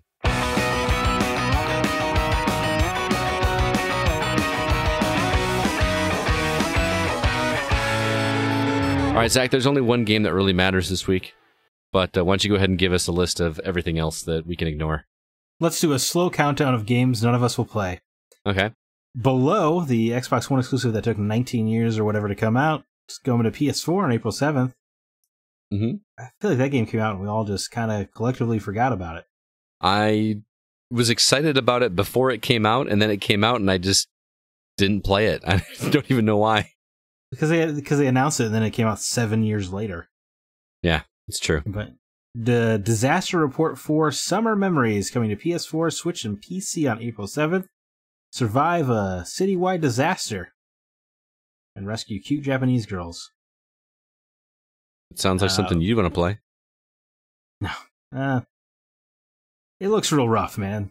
You know how people are joking, they're like, oh, that game looks like a PS2 game. This one does. Oh, okay. Very much so. Biped, which I think we'll hear about here shortly. Yeah, Chad played it. PS4 on April 8th. I think it's already out on PC, if I'm correct. Mm-hmm. Correct. And then, of course, coming to PS4 as a 1-year exclusive, Final Fantasy VII Remake on April 10th. My goodness, What are you guys going to play? Final Fantasy VII. So much. My God, I'm surprised. That is the one day that I'm going to be playing games and I'm not going to feel guilty about it. Sitting in my basement, playing Final Fantasy VII all day long. I'm going to be getting up at 4 or 5 o'clock in the morning, cup of coffee, get right into it. That's awesome. I am so beyond excited for Final Fantasy VII Remake. You have no idea. It's so good from what we played. Yes. Yeah. Have fun. Enjoy. You're not going to play it, man? You heard my story about the original Final Fantasy VII. Oh, dude, that story is worth it. See, the thing is it doesn't play quite like... It's not a JRPG. I mean, it is Japanese, but it's not a... I want turn-based straight-up combat. turn-based. Yeah, there's more to it than turn-based. Yeah, Final Fantasy VII Remake is yeah. I mean, foaming at the mouth for that one. Chomping at the bit, as the kids say. Cannot wait to play that one. All right. As far as games we've actually been playing... Zack, you got your hands on Resident Evil 3. You're playing it on PS4. Does it live up to the hype and the enjoyment that we had from the first Resident Evil, or the second Resident Evil, excuse me? Right, but I see where you got confused and said the first one. Right. Resident Evil 3 is incredible. Incredible? It's so much fun. Well, yeah, I would say it's right on par with Resident Evil 2. There's quality. Oh, okay. Wow, I'm shocked that you liked it this much. Oh, yeah, it's awesome, man. I don't know what much like Resident Evil 2, it is a remake, take some liberties here and there. But it is, it's got the same aiming mechanics as Resident Evil 2 remake, so it's got the you don't really want to fire until you steady your aim, so the combat is still incredibly tense the whole way through. Mm-hmm. It's still, instead of being in a police station, you're just kind of out on city streets, but it's still got that explore the area, find the puzzle pieces kind of thing. Mm-hmm. And it's, it's so great. The combat in Resident Evil 2 was so good. And it is just as incredible here in Resident Evil 3. It is also Nemesis. Is awe-inspiring, you could say. Now, I've heard complaints about Nemesis in that all the interactions with him are just QTEs. There's not any actual fight with him. Is that correct? That is incorrect. Okay, that's good to hear. He's a recurring boss fight. You're going to square off against him a few times in the game, in different variations. But it is true, I guess, that most of your interactions with them are scripted. It's not quite like Mr. X, where he's chasing you around the environment, which could sometimes be annoying in Resident Evil 2. I agree. But here but you're never, even though like most of them are scripted, and there are a few areas where he is just pursuing you the whole time, Mr. X style. But it's not. Yeah, I don't really understand the QTA thing. There are a lot of chase scenes where you're running away from him, but all of those are incredibly exhilarating and exciting. It's like Ori had all those chase scenes that were fun to play through. Sure, it's kind of like that. A little more Uncharted-y, I guess. Very cinematic, but it gets the blood pumping in a big, exciting way. And Nemesis is so constant in this game, which I guess he should be for Resident Evil 3 Nemesis, that you're not going probably more than 30 minutes without him messing your day up in some way. Okay. Do they do the thing that they did in the original where, if you have a safe room, it's no longer safe? That was a big deal in the original. I remember that. I remember in interviews before this game came out that they said that was the case, but I don't really experience that firsthand. Okay. So, interesting. I don't know. How about the characters, voice acting, and how they look? Well, let me tell you, Jill swears so good, Scott. She swears just as good as Claire? She's pretty great. Jill is actually, I thought was very cool here. It's weird because the more I think about Resident Evil characters, the more I realize they don't actually have very distinct personalities. They're all the same person, just different skin. Action heroes. Yeah. Saying cool lines. Yep. Yeah, if you ask me what's the difference between Claire and Jill, I could not tell you. But it doesn't matter. Name? Yeah, other than the name. How long did it take you to complete it? Around 7 hours. 7 so hours? Definitely a quick game. Very, very brisk. But really, it gives you tons of incentive to replay it. Plenty of new game plus options, new costumes, characters, etc. But it's just, I like short games. Mm-hmm. It's refreshing that it's just like a nonstop, almost a thrill ride, and it does a roller coaster of scary, intense to bombastic and action oriented. It's incredibly paced. Cool. I saw a screenshot today of a toy store. Somewhere in the game, there's a toy store, and there's a gigantic statue of Mega Man, like the original Mega Man, from Mega Man 1, the blue and the yellow suit or whatever. Which is cool. It's a Capcom game. I just thought that was very, very funny. There's a room in a late game area, a secret underground laboratory. Didn't mean to spoil what Resident Evil is up to. But a character has an office just completely adorned in Mega Man memorabilia. Nice. But all after, that terrible box art. Of course. That's hilarious. But yeah, dude, the chase scenes are just, they're really exhilarating. You're making me second think. I think you need to play this game. Don't bother until Final Fantasy VII is beaten, of course, because what's the point? Well, you could knock it out before then because it is relatively short. But it makes you want to keep playing, and I did not want to stop until I finish it. It's great, man. It's really great. I'm glad you dug it, man. That's really cool. I think it's becoming a thing where if a AAA game is under 8 hours, you're going to love it. I don't think I'm alone in this. I don't think you are. I'm just noticing it. It definitely helps out. I think it's a great thing to be able to tell a solid story in 8 to 10 hours. Mm-hmm.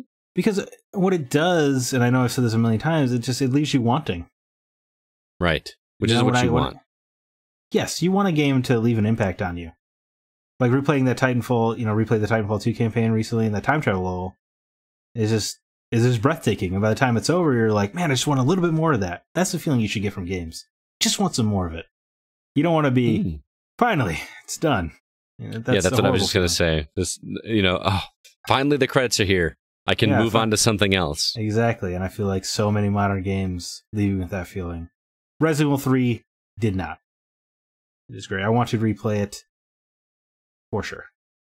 Good to hear, man. All right, Chad. I was going to say, I did play that Resistance. Yeah. And I only played a few matches because it seems like nobody's playing. I would, the queues, I would say, have routinely gone over 8 to 10 minutes just waiting for a match. How does it work? Like, what's the gameplay like? Pretty cool.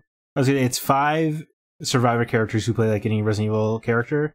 Mm-hmm. And the one player plays as the overseer of a facility, and your job is to spawn monsters and traps to try to slow down the human players from escaping. That sounds fun. It's really fun, actually. You're basically playing as a dungeon master, laying traps around the next corner because you know where the objectives are, and they need to find them. So you can maybe and it's like based on a point system, kind of almost like Hearthstone. Okay. Wherever you get more mana to use on these. They're basically cards you're drawing from a deck. Sure. But you could spawn the tyrant next to the objective, Mr. X. And then you can control those characters too if you want to. I don't know. I think I kind of want to just set it up and watch stuff happen from a... Yeah. Well, it's fun because you can torment... Because if they split up, you can spawn a zombie on this guy, go over here, lay down a leg trap to slow down this gal. And it's a lot of fun. It's not worth spending 10 minutes to queue into a match every time. Because I guess it seems like it is remarkably unpopular. It got a lot of flack before it released, so... Could you imagine if they tried to release this game separately? Yeah, I can now tell. It's also just... Yeah, I don't think you could get people to pay money for this up front. Maybe if it was free to play or something. But it is a lot of fun when you actually get into it. So if you wanted a multiplayer Resident Evil experience, it's a good one. I just no one is playing it. Because I assume most people that buy Resident Evil 3 want to play Resident Evil 3, which makes sense. Right. So I don't really know maybe those numbers will pick up more after people have gone through and finished the campaign. Maybe. It just feels destined to fail to me. Yeah. But it is fun.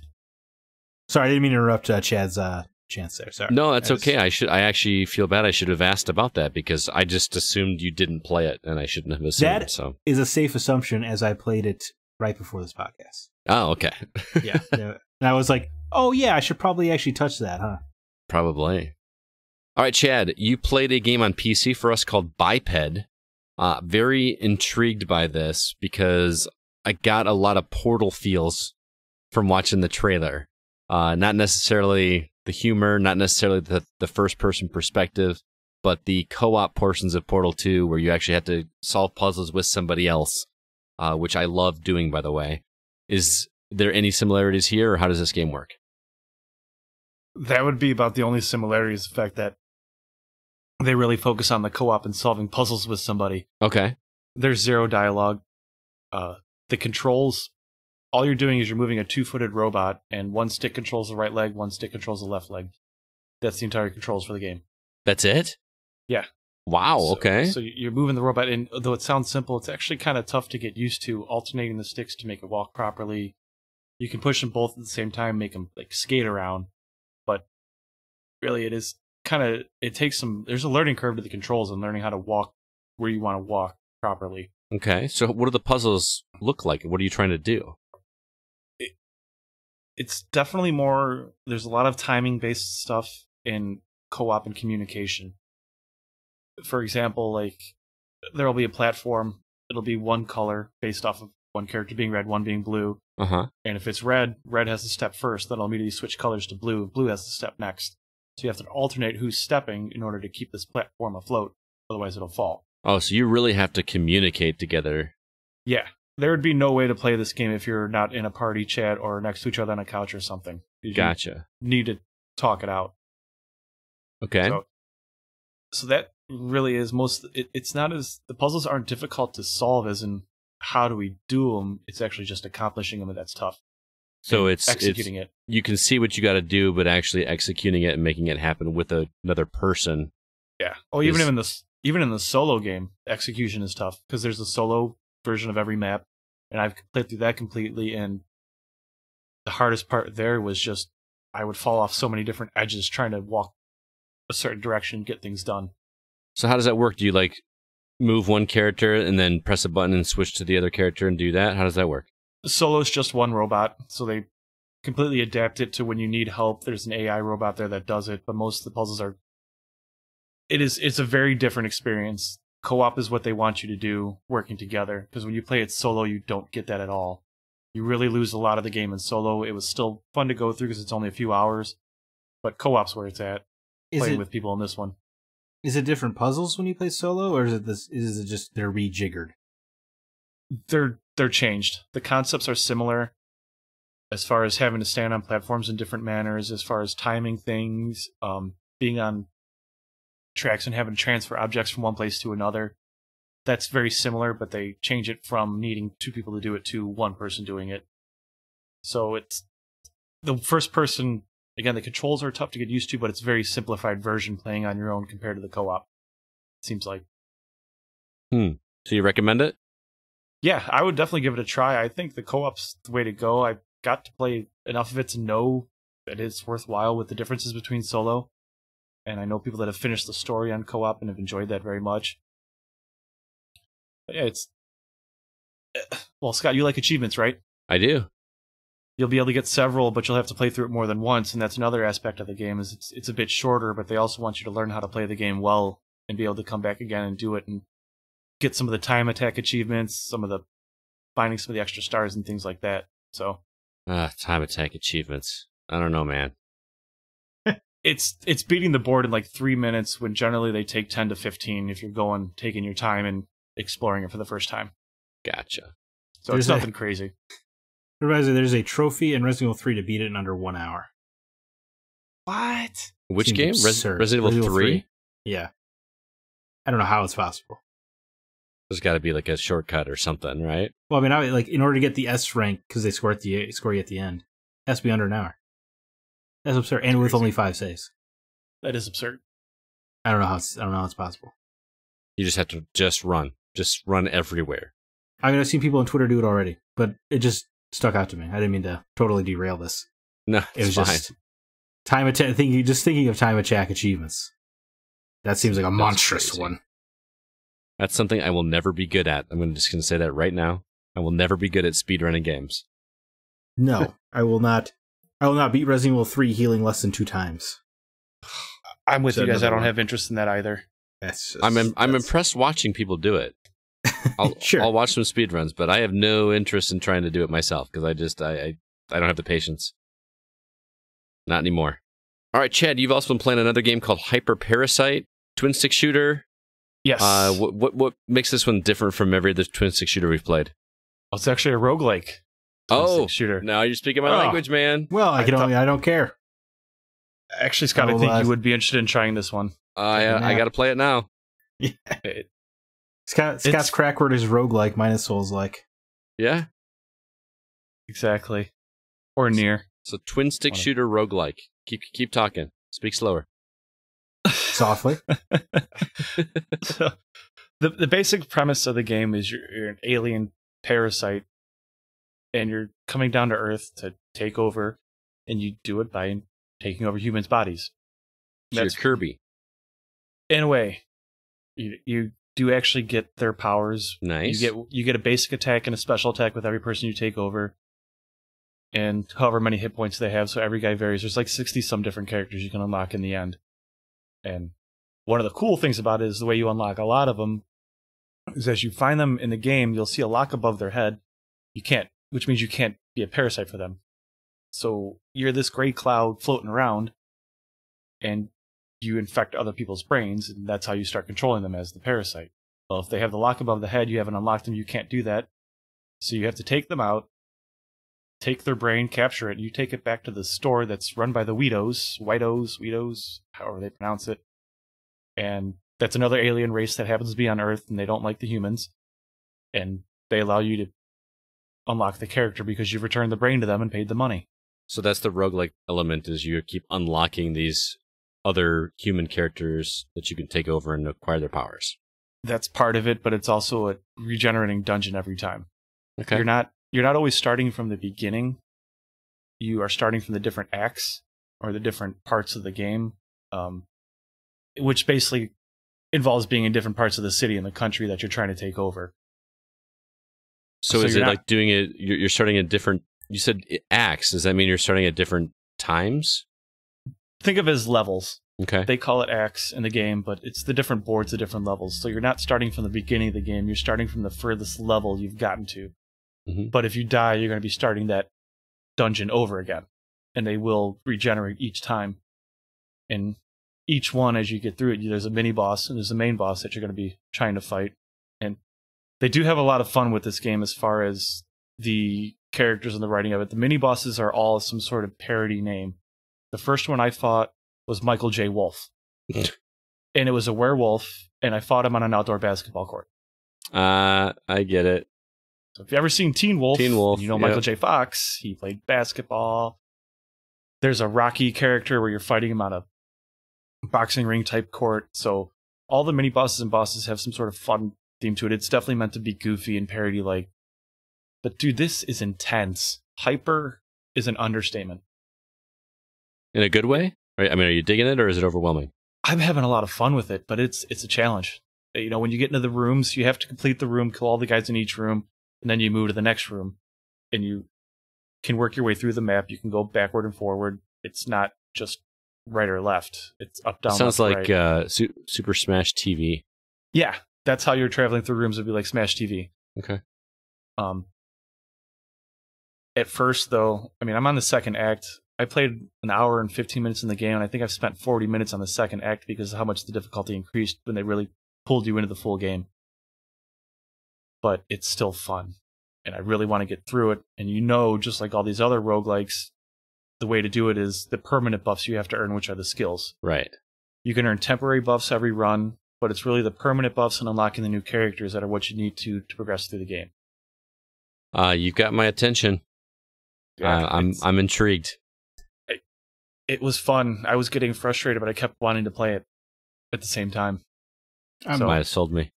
I'm just going to stop pretending like I'll like a roguelike, so. You like Children of Morta.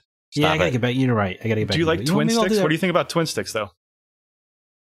Yeah, they're okay. Because the combat is fun in this. So if you're not into one or the other, you're probably going to want to avoid it. If you're into one of the two styles, they're both represented well enough that it's worth trying. If you ask me. I will try to.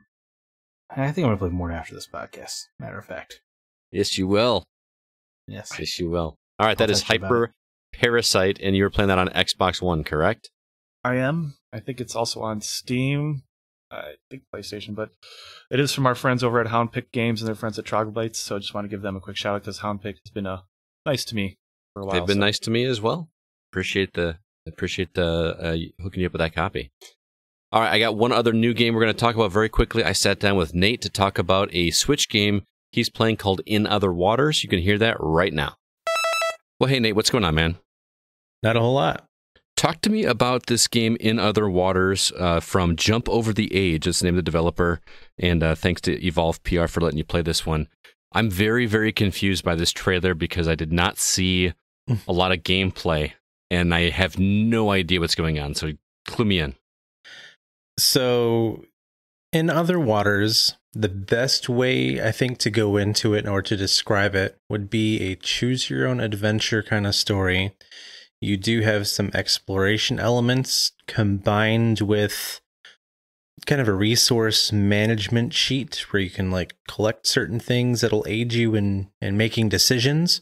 Mm-hmm. But it, like I said, it's best described as a choose-your-own-adventure story that's kind of a mystery. So it's an sci-fi interactive story, like a narrative. Just it's purely a narrative with some minor gameplay elements. Mm-hmm. Yeah. Well, what do you do though? I mean, because even the gameplay elements that I did see, it looked like a map or an underwater map, and you know your character or your ship or whatever was noted, or it was shown as like a dot. So let me start off by kind of like laying out what it what it is and what it's trying to accomplish. Okay. You play from the perspective of an artificial intelligence that is in control of this exosuit that this researcher or biologist has landed in. She has no control over the suit, and it is your job as the AI, or AI in quotes. I don't know yet because I haven't finished the story. But your mission is basically to map out certain things that you find in the environment. But she is there because of a previous researcher that is looking for extraterrestrial life. She hasn't heard from this other researcher in a while, so she ends up coming to the same planet. And the whole premise of the game is you're not only kind of charting and mapping out the oceans of this world and kind of cataloging all of the inhabitants and flora and fauna, but you're also trying to find out what happened to this previous explorer and why nobody's heard from her. That sounds interesting. So it's kind of like a cartographer game?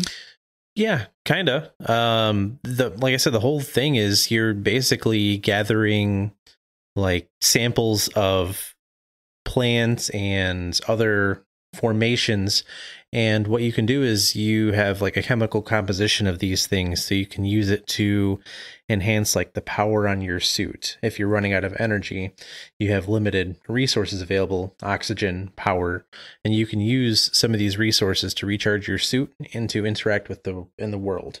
So when you first jump in, there's these like little shoots or like little puff balls, like fungus things. Basically these plants that interact with each other on a level that you have to explore. And by collecting samples, you can open up different pathways by releasing different fungal spores that react with, others of the same type of material. So it sounds like it takes some experimentation to figure out which ones interact the way you want to.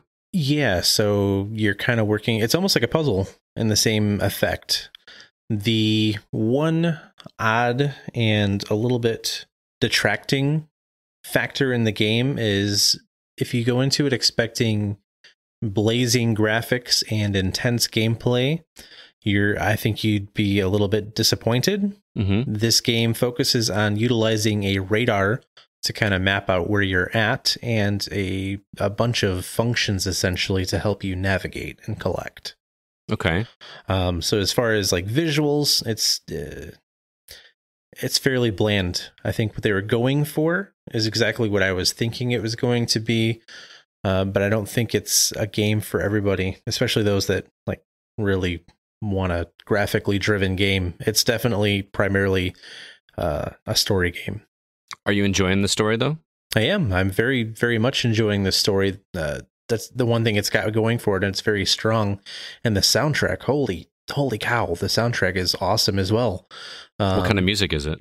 It's very like ambient, very downplayed. You remember like Echo on Sega Genesis, like that kind of feeling? Yeah. Kind of had that kind of vibe to it. So there are some sections where it kind of gets a little repetitive, and doing the controls over and over again.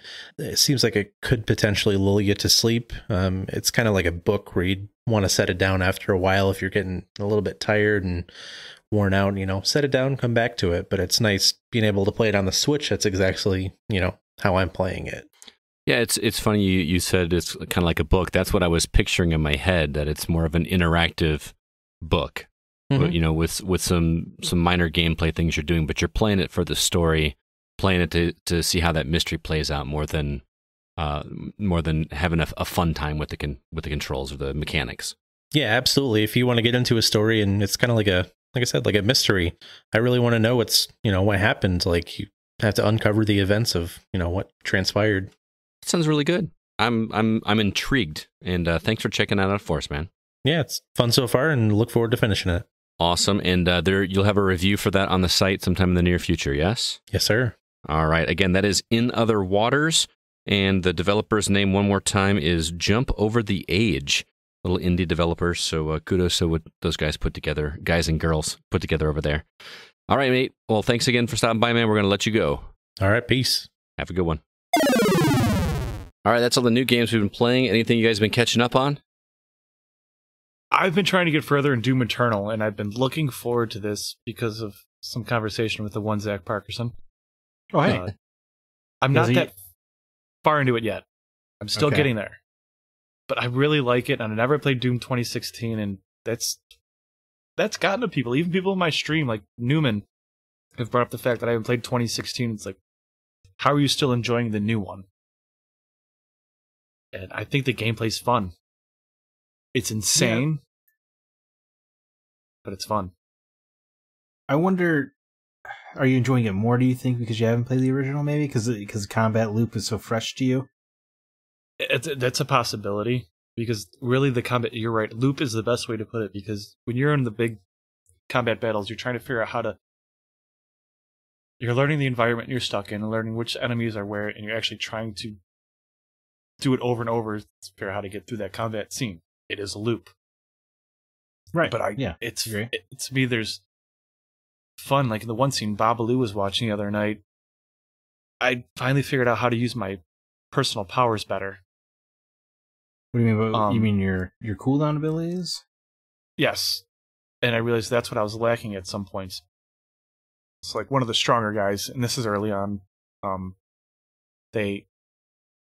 of the melee guys where they jump and they do that power smash on you, and then they're constantly chasing you. They're really fast, so if they get you in a corner, they're going to punch you to death. Well, I was trying too much to shoot them from a distance when I realized I could use that power melee weapon or melee ability you get. Oh, blood punch. Yes, blood punch combined with the fire stomach gulch thing, fire burp, the flame belcher. Flame belch, yep, fire burp, same thing. Fire burp, flame belch. You know where I'm at. For a person that hasn't played this game, this sounds so freaking bizarre.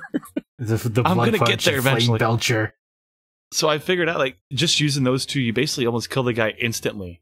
Where beforehand, I was running around for a minute trying to shoot him in the face with missiles from my assault rifle.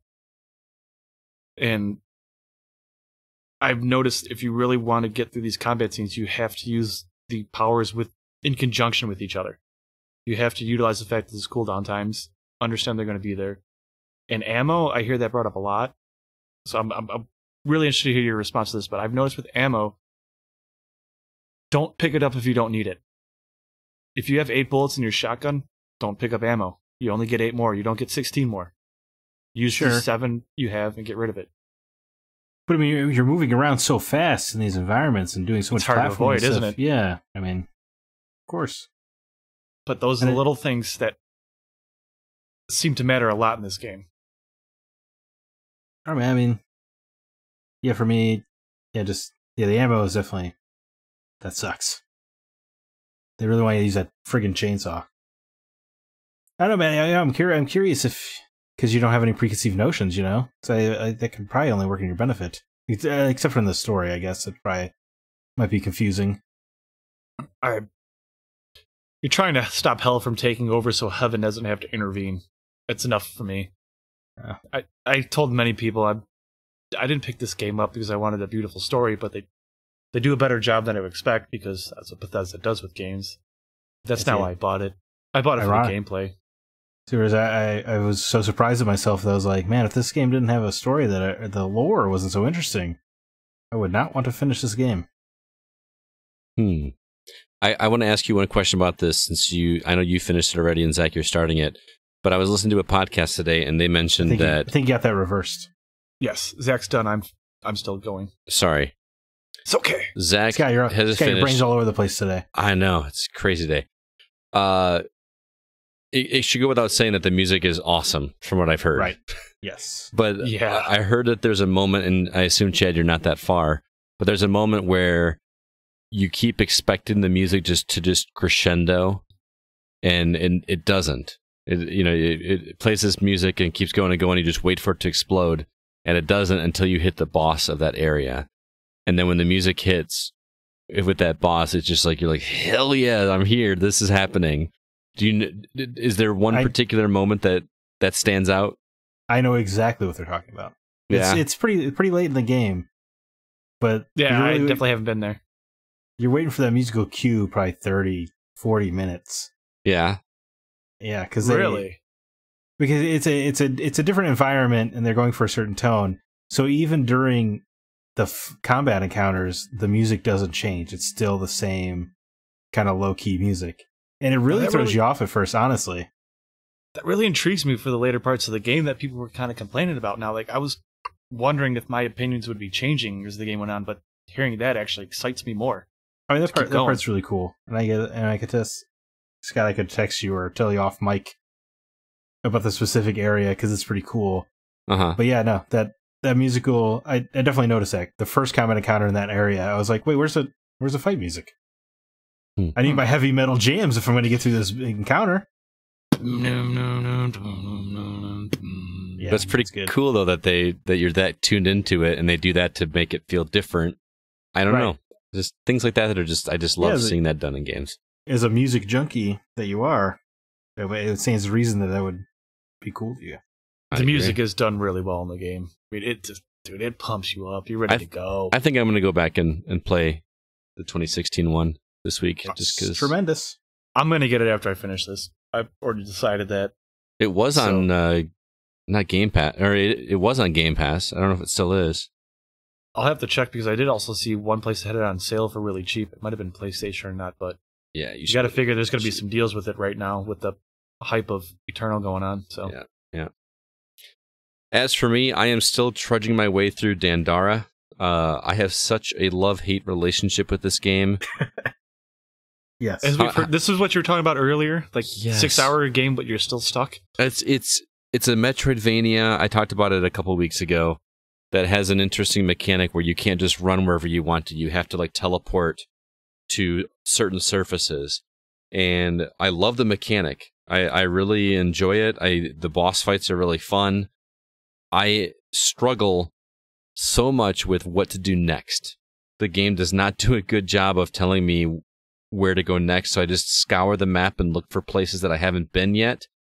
And even after that, sometimes the solution to open up the new area or to get to the next item is, it feels obtuse. And I honestly don't know how far into the game I am at this point outside of the time. I'm like maybe 4 or 5 hours into it, so I feel like I've uncovered most of the map, but I gotta finish it. I refuse to write my review until I finish the game, but I'm struggling with the desire to keep picking it up. So... But I still like the game. I love the mechanic and the clever way that they've designed movement in this. It's really neat. And the art style is great. It's a pixelated game that feels fresh. And I just hate it when I get stuck because then it just makes me not want to play it. It makes me not want to figure it out. It makes me want to just play something else, and that's frustrating. Sometimes that's a good thing to do. Take that break from the game and then come back to it. Oh, I did. I took a big break from the game today because I played a whole lot of Round Guard. If you remember me talking about that a couple of weeks ago. Well, yeah, you're number one in the world now, right? You're the greatest Round Guard player that ever lived. No, that's deceiving. I posted on Facebook and Twitter and Discord that I am number one for the weekly score. They don't even keep track of like all-time forever scores. They just have a weekly score that they reset. And today is Monday, so you played it the most on Monday, right? This possibly what it is, but I don't know if you saw my score. It was a pretty impressive score. It was over 2.2 million. I should have taken a picture and kept it. The number 2 is 1.6 million, so you're pretty ahead of it. Right, that felt pretty good. I've never been anywhere near the top of a leaderboard before, and to see that number 1 spot was really cool. And the thing is I totally could have gone more. I kind of just gave up because what I was doing is I was achievement hunting. I decided to go for all 1,000 achievement points, and that last run, I was chasing an achievement to get 1 million gold, and I hit the 1 million gold and then just kept going. But I had the achievement already. That was my last one to get the full 1,000, so I just didn't really care. But I was like, I'll just see how I can get on the leaderboard, and I didn't try my hardest. And I got the achievements. Who cares about the game anymore? Well, I mean, there's no point playing it. Especially if they erase the score every week. It's not permanent. I know. It's kind of funny because that really suits you, actually, the way you get driven by some games. Oh, yeah. Funny. Well, I didn't even intend to get full 1,000 until today. I sat down to play it just because it's a game that it's been my palate cleanser from Dandara. And I just looked at the achievements and I'm like, I could do these. There's lots of little ones.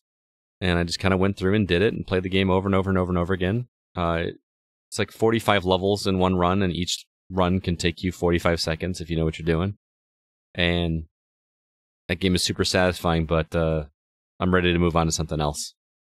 Isn't that such a great feeling, getting every achievement in a game? Yes, it really is. I can think of few feelings better. I don't think I've ever 100%ed any game I've ever played. Really? Well, it's especially satisfying when you actually worked for it, and it's not one of those BS like Avatar games where you get a full 1,000 points for literally 90 seconds of gameplay. Or the ones that take an hour to get all the 1,000, where you actually work for it. That's probably why I don't have any 100%, because in the games where it actually, like Mass Effect 2, I've completed that game 3 or 4 times, at least, at minimum. Fallout 3. Mm-hmm. But I haven't 100%ed either one of them, because there's just some little detail I haven't bothered looking to go into. Well, some of them are, like Fallout 3, you had to find those 20 bobbleheads, which are just... Yeah. I think I've got 4. Yeah. It took a while to do all the... I did get all 20 of them. I think I have a full 1,000 on Fallout 3. I played that game a lot. The only way to get all the bobbleheads on Fallout 3 is by Googling their locations. Yeah, seriously. I used a paper strategy guide. Oh, really? I bought at GameStop.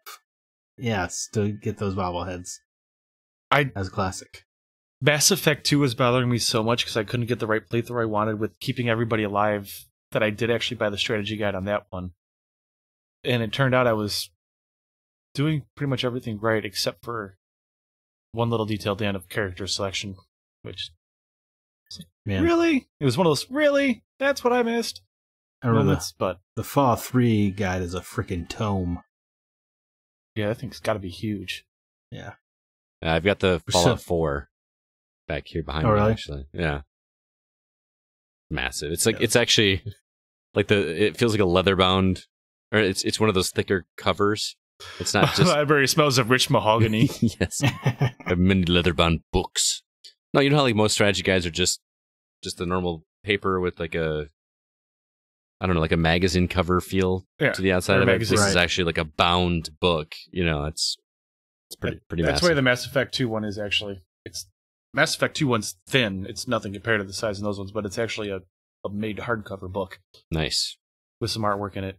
So that was worth buying anyways, because I didn't need the strategy guide, I found out in the end, but it's one of those ones where they actually put some effort into making a cool little collector's book, too. I love strategy guides. I like them after I finish a game. Yes, I agree 100%. I like having them. Yes. Especially it's kind of fun when you find like an old PS2 game that you love, and you can find the strategy guide for it too. Just something feels good about that. I feel you. I'm always impressed at the level of detail people can put into those, because knowing how many multiple playthroughs it takes to really get a game to that level, to do a walkthrough, that's impressive work. It is. It's not happening quickly. I agree. So that's all I've been playing. I was kind of a slacker this week. I played games for myself, but that's okay. Next week will be different. How dare you? I know. Wow. How dare you be happy and stuff? Well, that is going to do it for this episode of The Gaming Outsider. Chad, thanks so much for joining us this week and filling a chair for CB. I appreciate it. Yeah, I mean, I filled half of it. Dude's awesome. CB's doing things we can't do right now that I'm not equipped for, so much love to him. But thanks for having me. It's been great. Yeah. It's always fun talking to you guys. Absolutely. Zach, any parting words before we get out of here? Star Wars Heir to the Empire lives up to your memory. Heir to the Empire. That book is so good. It was the first Thrawn novel. Oh. If you remember the old Thrawn trilogy. I did not. At all. I picked that one back up to go down memory lane, and that book is top-notch. All right. I will keep that. I wonder is there an audiobook version of it? Yes, there has to be. All right. I'm looking for a new audiobook after I finished The Stand last week. Our audiobook, it'll probably take you 4 weeks to get through, right? Because you're not listening to them right now. Well, that's true. That's true. I can find reasons to, though. Do you ever do the Second Way of Kings book? No. Someone told me it wasn't as good as the first. Oh, man. I've heard it's better. Oh, really? Well, maybe I'll I have it. I have the audiobook. I already purchased it. I own it in paper, and I don't know what it was. There's something about completing like a 1,200-page book where you're like, I'm going to take a break. Yeah. 1,200. Oof. Well, The Stand was 47 hours long audiobook. Whoa. That's the biggest book I've ever read. But it was worth it. That book was good. Oh, good. Anyway, Chad, how about you? Any parting words? Stay safe out there. Keep yourself sane. Stay inside. Wash your hands. Yeah. Be smart. Love each other. Be happy. Chad, give hugs virtually. Chad, plug yourself. You're Shadewick on Mixer. The one and only. There's only right. one. Like the Highlander. Mixer.com/Shadewick. You guys know where to find me. Rocket League 19 times a day. Hey man, I got regular community members coming in all the time, like Newman. Axel actually stops in. Babaloo's been stopping a lot lately. So it's nice when the Go community comes in and hangs out. Nice. And as they all know, I would rather you guys join in and play anyways. I don't want to sit there and play by myself the whole time. I need to stream more often. Or at all. Well, let's organize a Jackbox night if we can. I figured out a way to do it with my family in different avenues, but Jackbox Party Pack is perfect right now. Yeah. For a lot of us to just relax and unwind with fellow gamers. Well, I'd say let's do it on Friday, but I'm going to be busy Friday. We could do Thursday night. Probably make Thursday happen. Let's try it. For a we don't have to make the plans on the air. That's true. We'll put together an event on the socials, but check the Discords. Yes. We gotta get out of here though. Thank you so much everybody for listening. Please be sure to email us if you have any questions or concerns. Our address once again is feedback@thegamingoutsider.com. Until next week, I'm Scott Clark with Zack Parkerson and Chad Cusick, and we are the Gaming Outsider. And remember, there's no such thing as a bad game, just games that aren't for you.